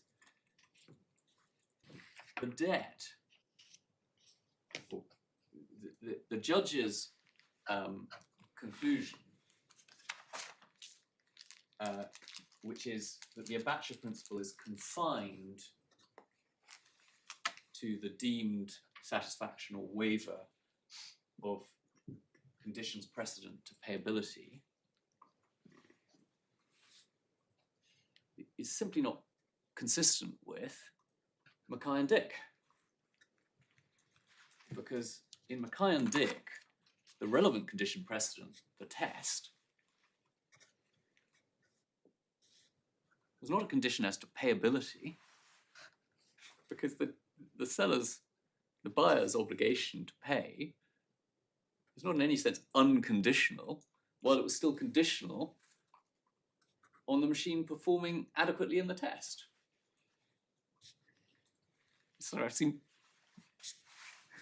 crazy proposition to say that the buyer, having taken delivery and even maybe acquired property, had an unconditional obligation to pay for the machine, which was only conditional on it performing. I mean, it was either unconditional or it was conditional. Can't have been an unconditional conditional obligation.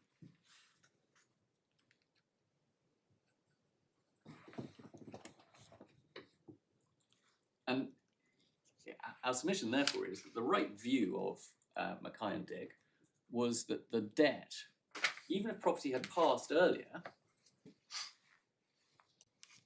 the debt only accrued due by reason of the operation of the principle in Mackay and Dick,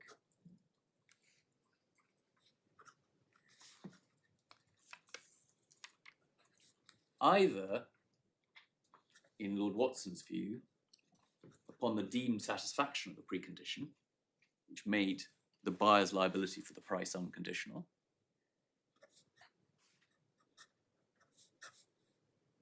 or, in Lord Blackburn's view, upon the deemed waiver of the contractual right to insist upon a test.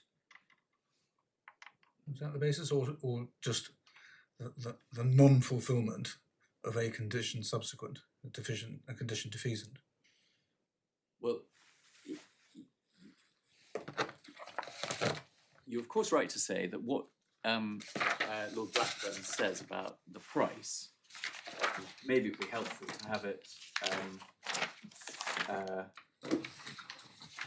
open at page, internal page. Don't worry, Continue 1 minute, it's only one of 67. two of the authorities that I'd printed off myself before they got into the supplementary bundle, that's why.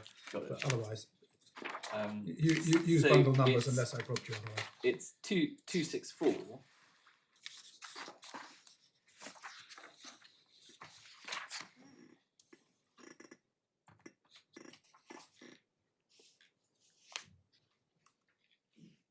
He says, so this is page 67,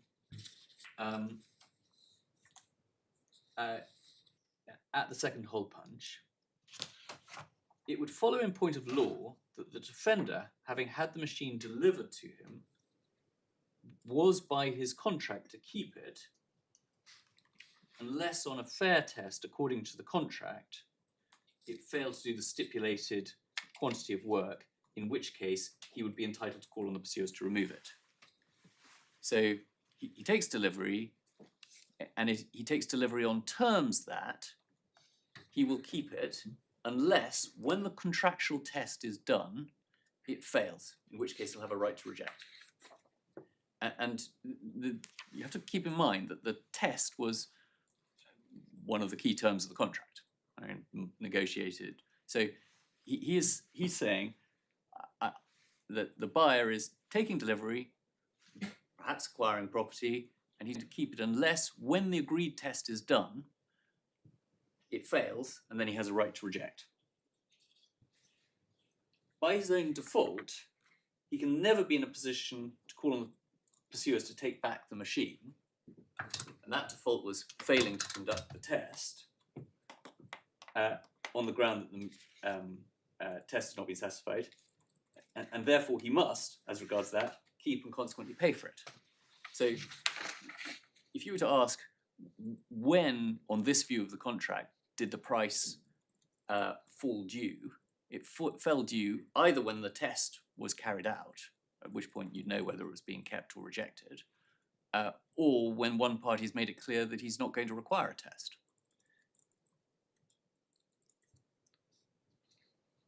And at the point that it falls due and one party has, by his breach, in this case, failed to conduct the test, he's taken to have waived the need for a test.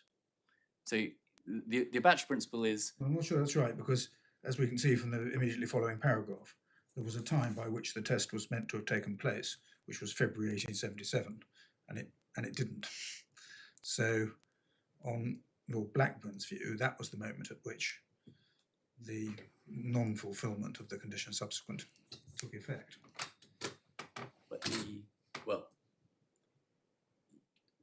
As he says, unless both parties had agreed to enlarge the time, the bargain would come to an end.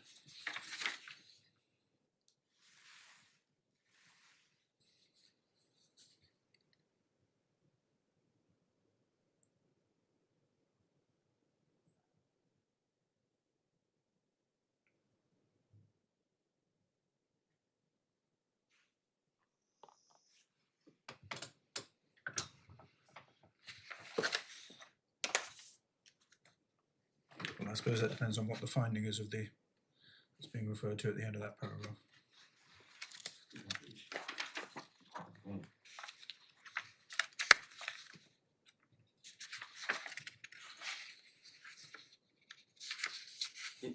in all events, Yeah, uh, sorry.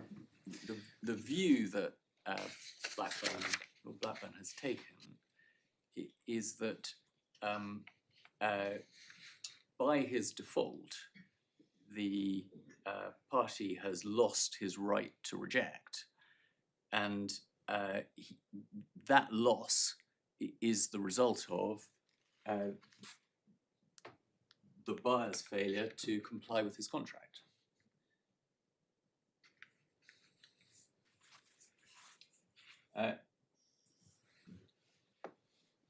Can I then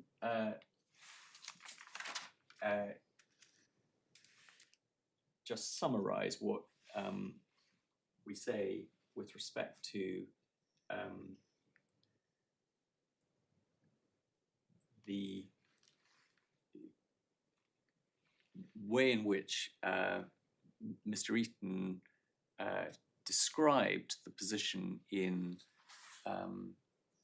Mackay as being one in which the buyer had a liability to pay the price, which was subject to a condition defeasant.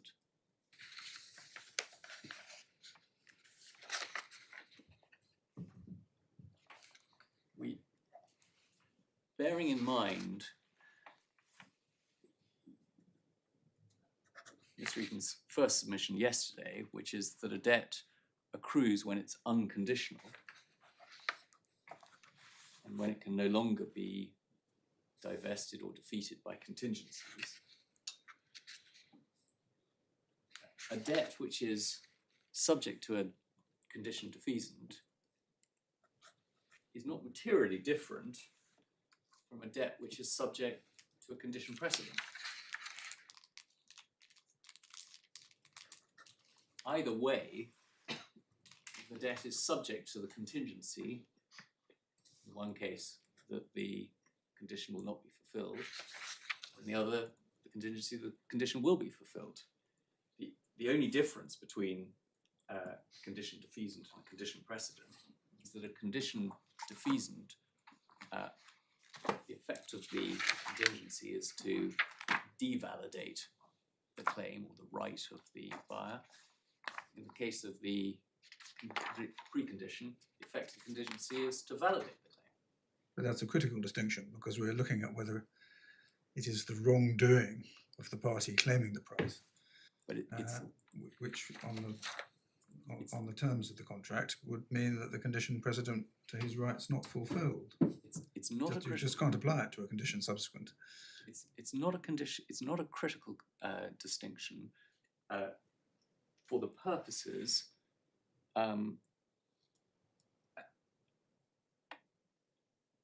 It's not a critical condition for the purposes of determining whether the debt is accrued or not, and therefore for the purposes of deciding whether Mrs. Justice Dias's limitation of the abature principle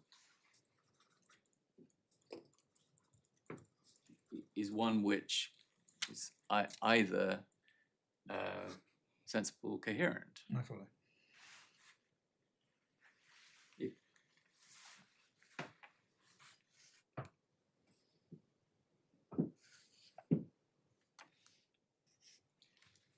And equally,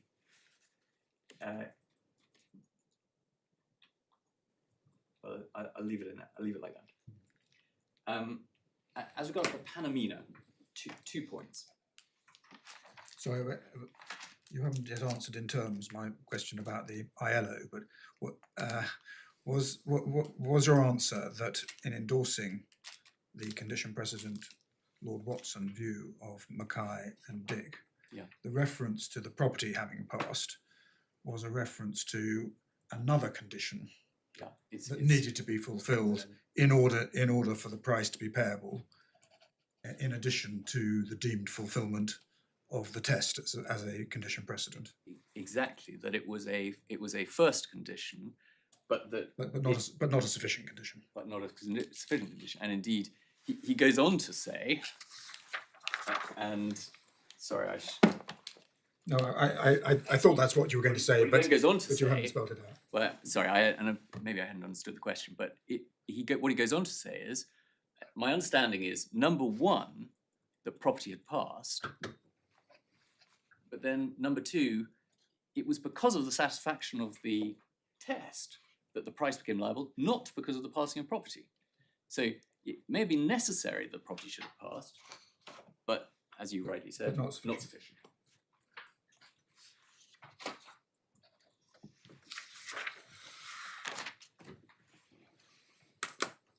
So just be sure I've understood that.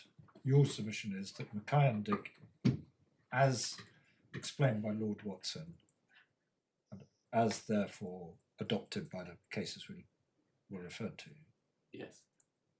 is an example of a case where the deemed fulfilment of the condition is what makes the price due.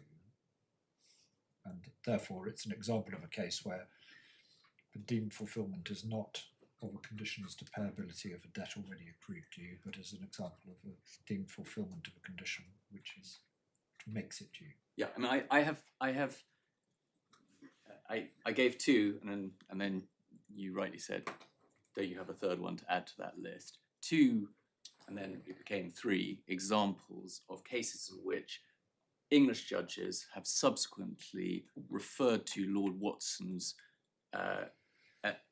speech and his articulation of the principle as containing the ratio of the decision. And in those cases, it's expressed in the abstract as being the decision in Mackay and Dick and articulated in those terms.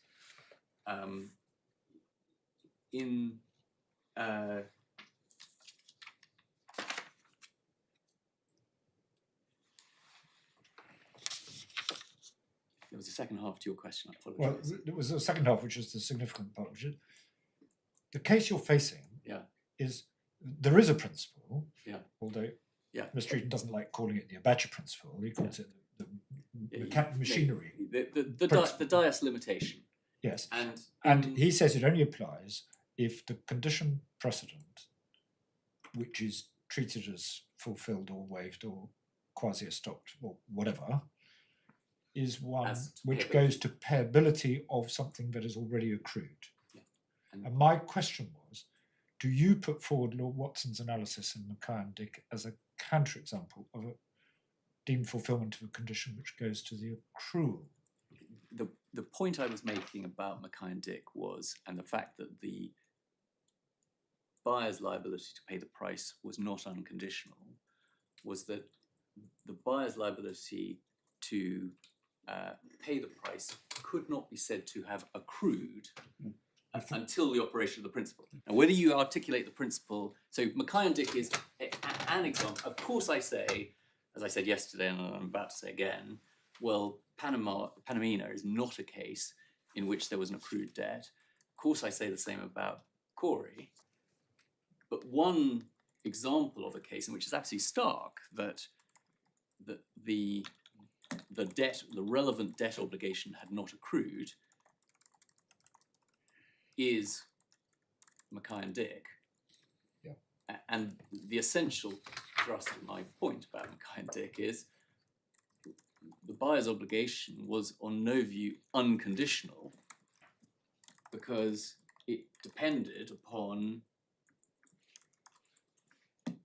whether the test was successful or not or on Lord Blackburn's view, whether the buyer, having fulfilled his obligation to conduct a test, he acquired the right to reject it. So this, as the seller couldn't say, I have an unconditional right to charge the buyer with the price, because he didn't know until the test had either been conducted and the buyer chosen to accept, test being conducted successfully, whether he was going to get the price or not. It was subject to a contingency, i.e. the test.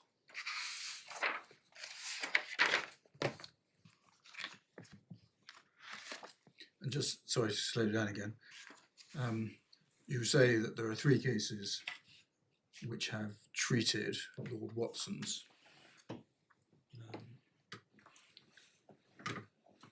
ratio as the ratio in Mackay and Dick, and treated it as a matter of English law. Yeah.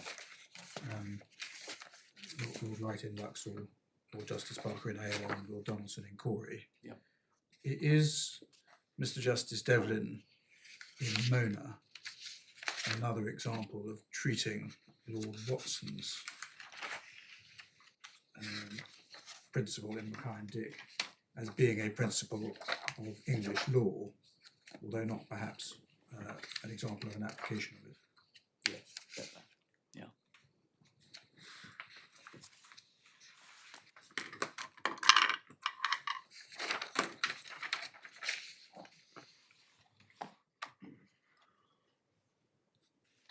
Thank you.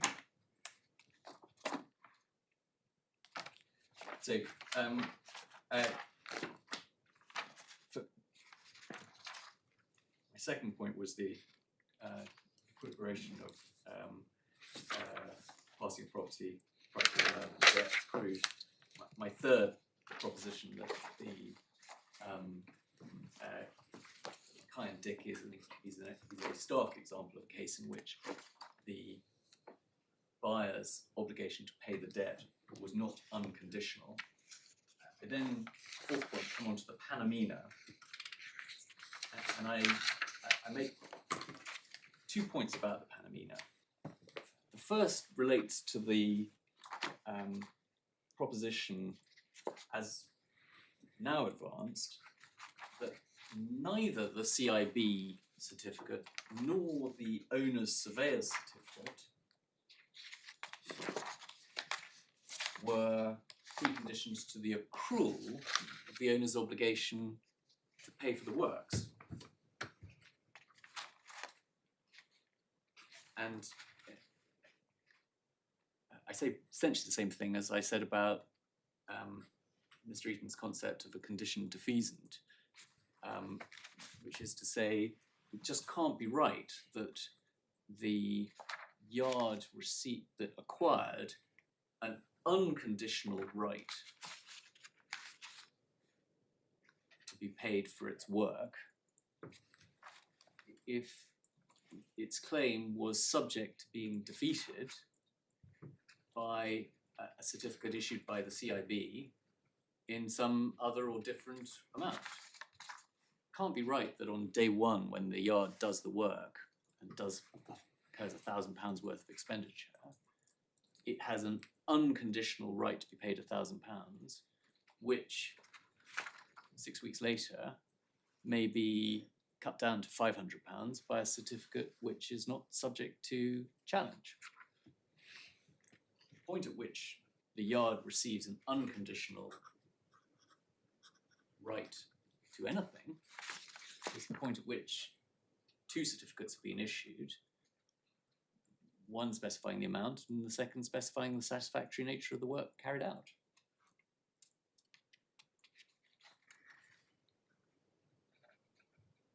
The similar related point can be made about the owner's surveyor's certificate. Again, it couldn't be right that the yard does an absolutely shoddy job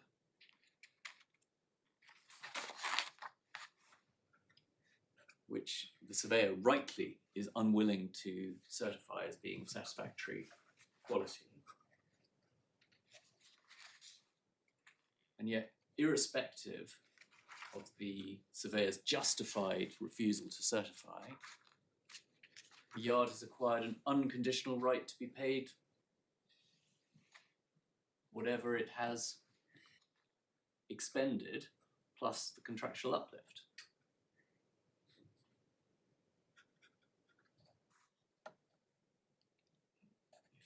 If the owners have got an abatement, if the work does not satisfy the contract, they don't have any right to be paid.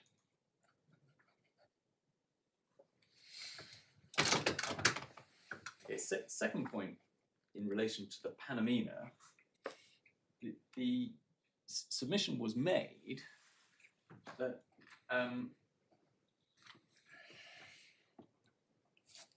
Lord Thaxton's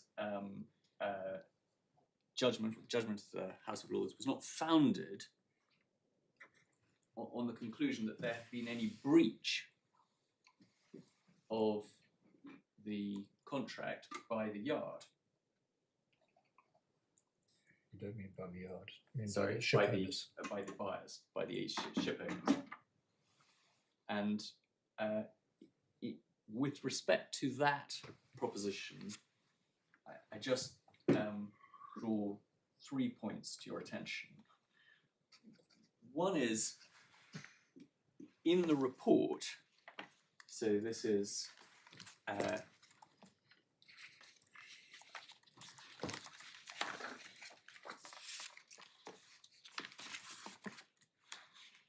page, internal page 435.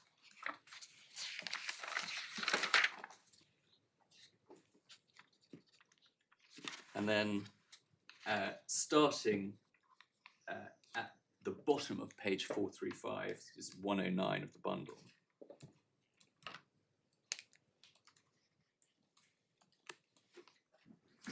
There were the two particular phrases that you, my lords, my lady, picked up on in your discussion with Mr. Eaton.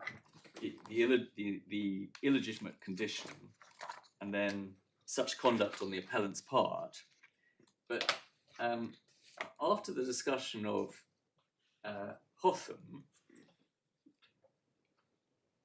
and of Robertson Berry, at the just above the second hole punch,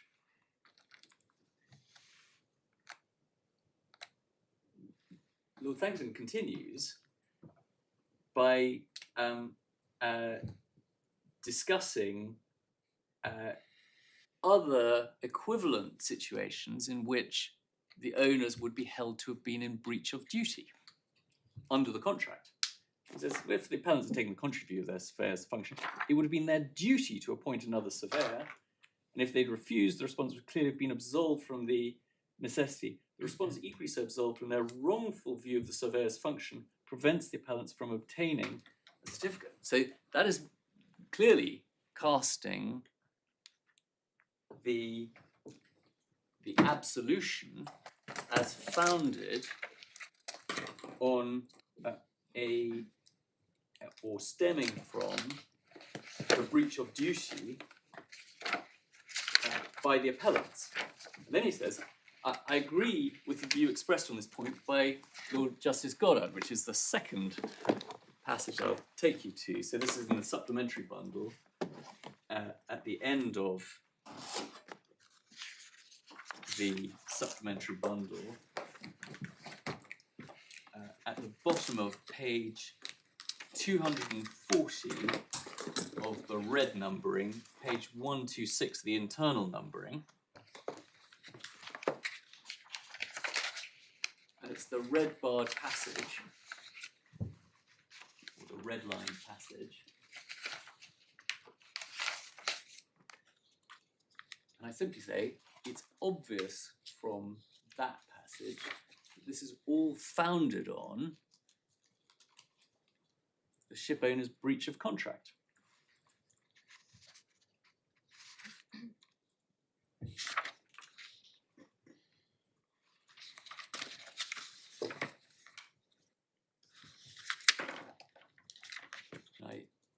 He doesn't quite say that, does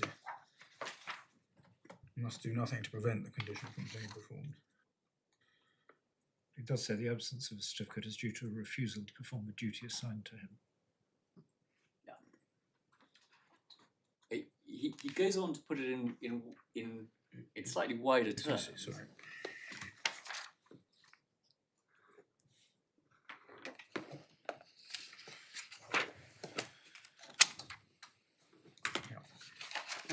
Can I said I'd give you 3 references with respect to whether Panamina is founded on breach of duty by the ship owners.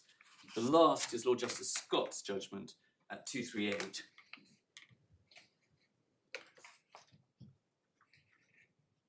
And this is a passage I think we looked at yesterday, but it starts at the bottom of column 1. In the result, I'm of the opinion they were under a contractual duty to keep their surveyor straight on the scope of what I metaphorically call as jurisdiction. Follows from my premises that in failing to inform Dr. Felth who's going outside, they broke their implied obligation. And the result is the application of the principle in Mackay and Dick.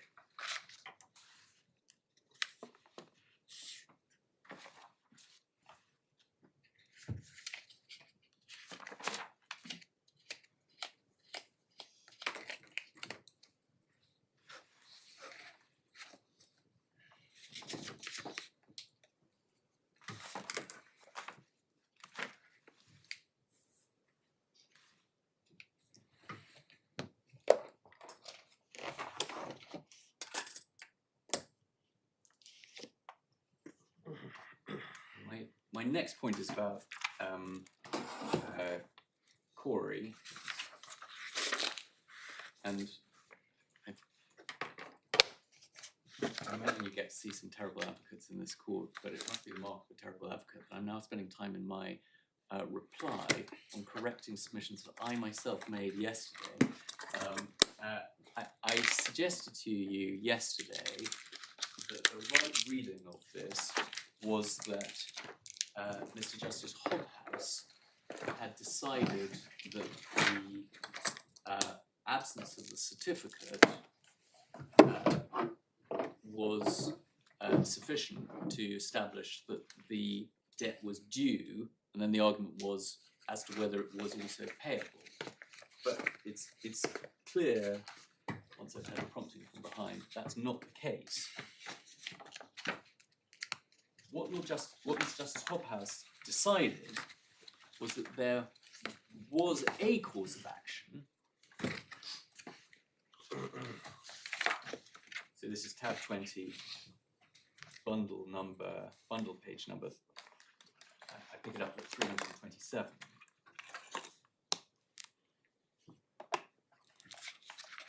So Hobhouse J then examined a number of authorities and concluded that the engineer's certificate was not a condition precedent to liability, right? And that doesn't make clear whether that's liability in debt or in damages. The appeal comes on, and we find at the bottom of the page, the summary, LRB's, that's the appellant's argument, is put in 2 ways. First, they say, any judgment would be for damages for breach of contract by the GLC acting through its agent in failing to certify any sums due under clause 19.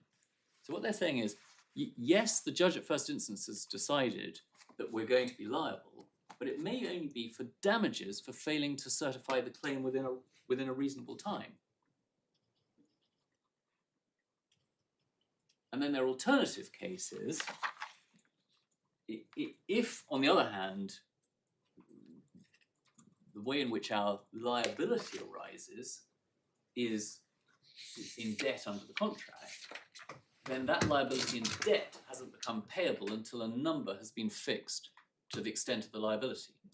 So it is an issue in front of Lord Donaldson whether there is a debt liability or not, because the engineer hasn't issued his certificate. And that's why Lord Donaldson says But the application of Mackay and Dick is decisive both in establishing liability, the accrual of the debt, and its payability.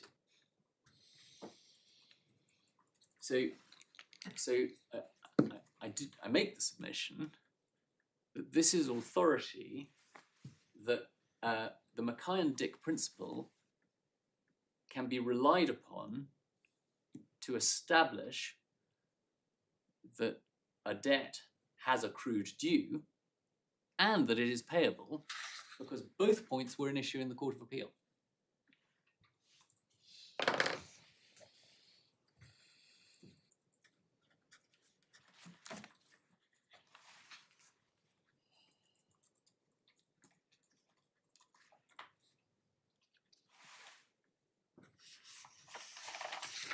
And then, as to Mr. Eaton's submission, that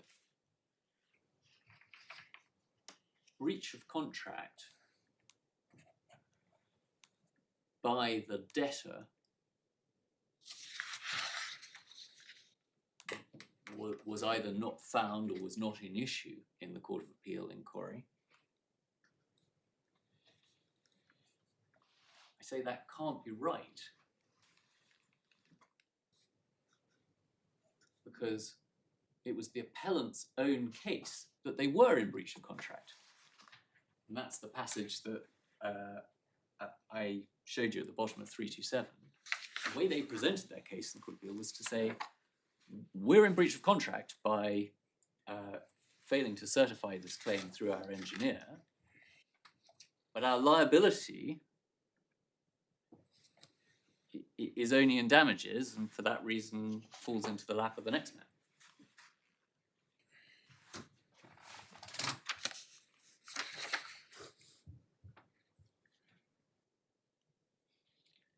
All right, so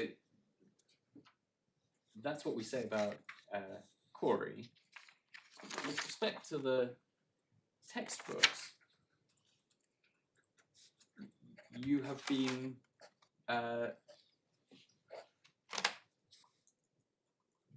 given the references to Tritle and Chitty, which we looked at yesterday, and then a second cluster of textbooks, Andrews at tab 25 of the bundle and Carter at tab 29. With respect to the first two textbooks, that is Tritle and Chitty, I only make the point that I made yesterday, which is that their objection to the Mackay and Dick principle is that it ignores causation. And we say, as I said yesterday, that it's not necessary to understand or articulate the Mackay and Dick principle as containing no causation test. On the contrary, when Lord Justice Ricks articulated it, he articulated a requirement that it should be causatively relevant. And in the case of Mackay and Dick, I'll finish my submissions and see whether I can take you back to that. But in the case of Mackay and Dick,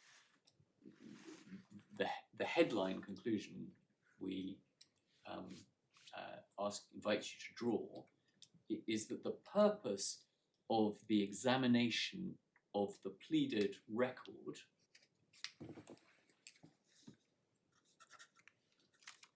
which is primarily to be found in Lord Watson's speech, but is concurred in by Lord Blackburn, was to deal with the second ground of appeal, the buyer's second ground of appeal, in which he essentially sought to run a causation point, saying the machine was so hopeless it was never going to pass the test. And both Lords Watson and Lord Blackburn say that could have been relevant, but you didn't plead it.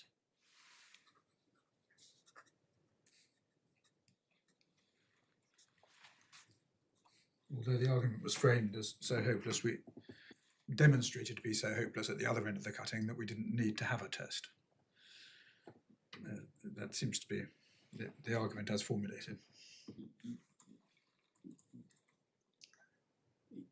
Yes, I agree that that is relying on the hopelessness of the machine at a slightly different stage, but the conclusion of both their lordships that the actual function of the machine was not a pleaded issue is sufficient to found my submission, which is, well, nobody was running the point that the principle should be applied subject to a causal test.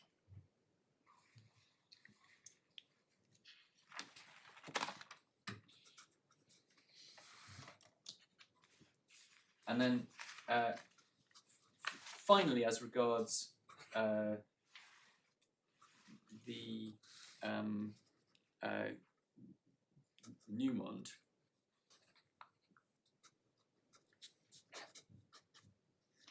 we didn't take you there yesterday. We touched on it. You obviously have addressed it with Mr. Eaton. We simply say about that is a perfectly sound articulation of the limits of the Mackay and Dick principle, but recognizing that in some cases the terms of the contract or the circumstance in which the principle is sought to be applied may restrict the application of the principle, doesn't lead to any basis for criticising the application of the principle by this tribunal on the facts of this case. It may be that the conclusion in Colley, which is not subject to doubt, can be justified in terms of the Newmont approach, or it may be that there's another justification for it in terms of whether the claimant in a proper case has to show that it has done everything in the sense in which I use this phrase to earn the debt. But either way, that has no bearing on the present case.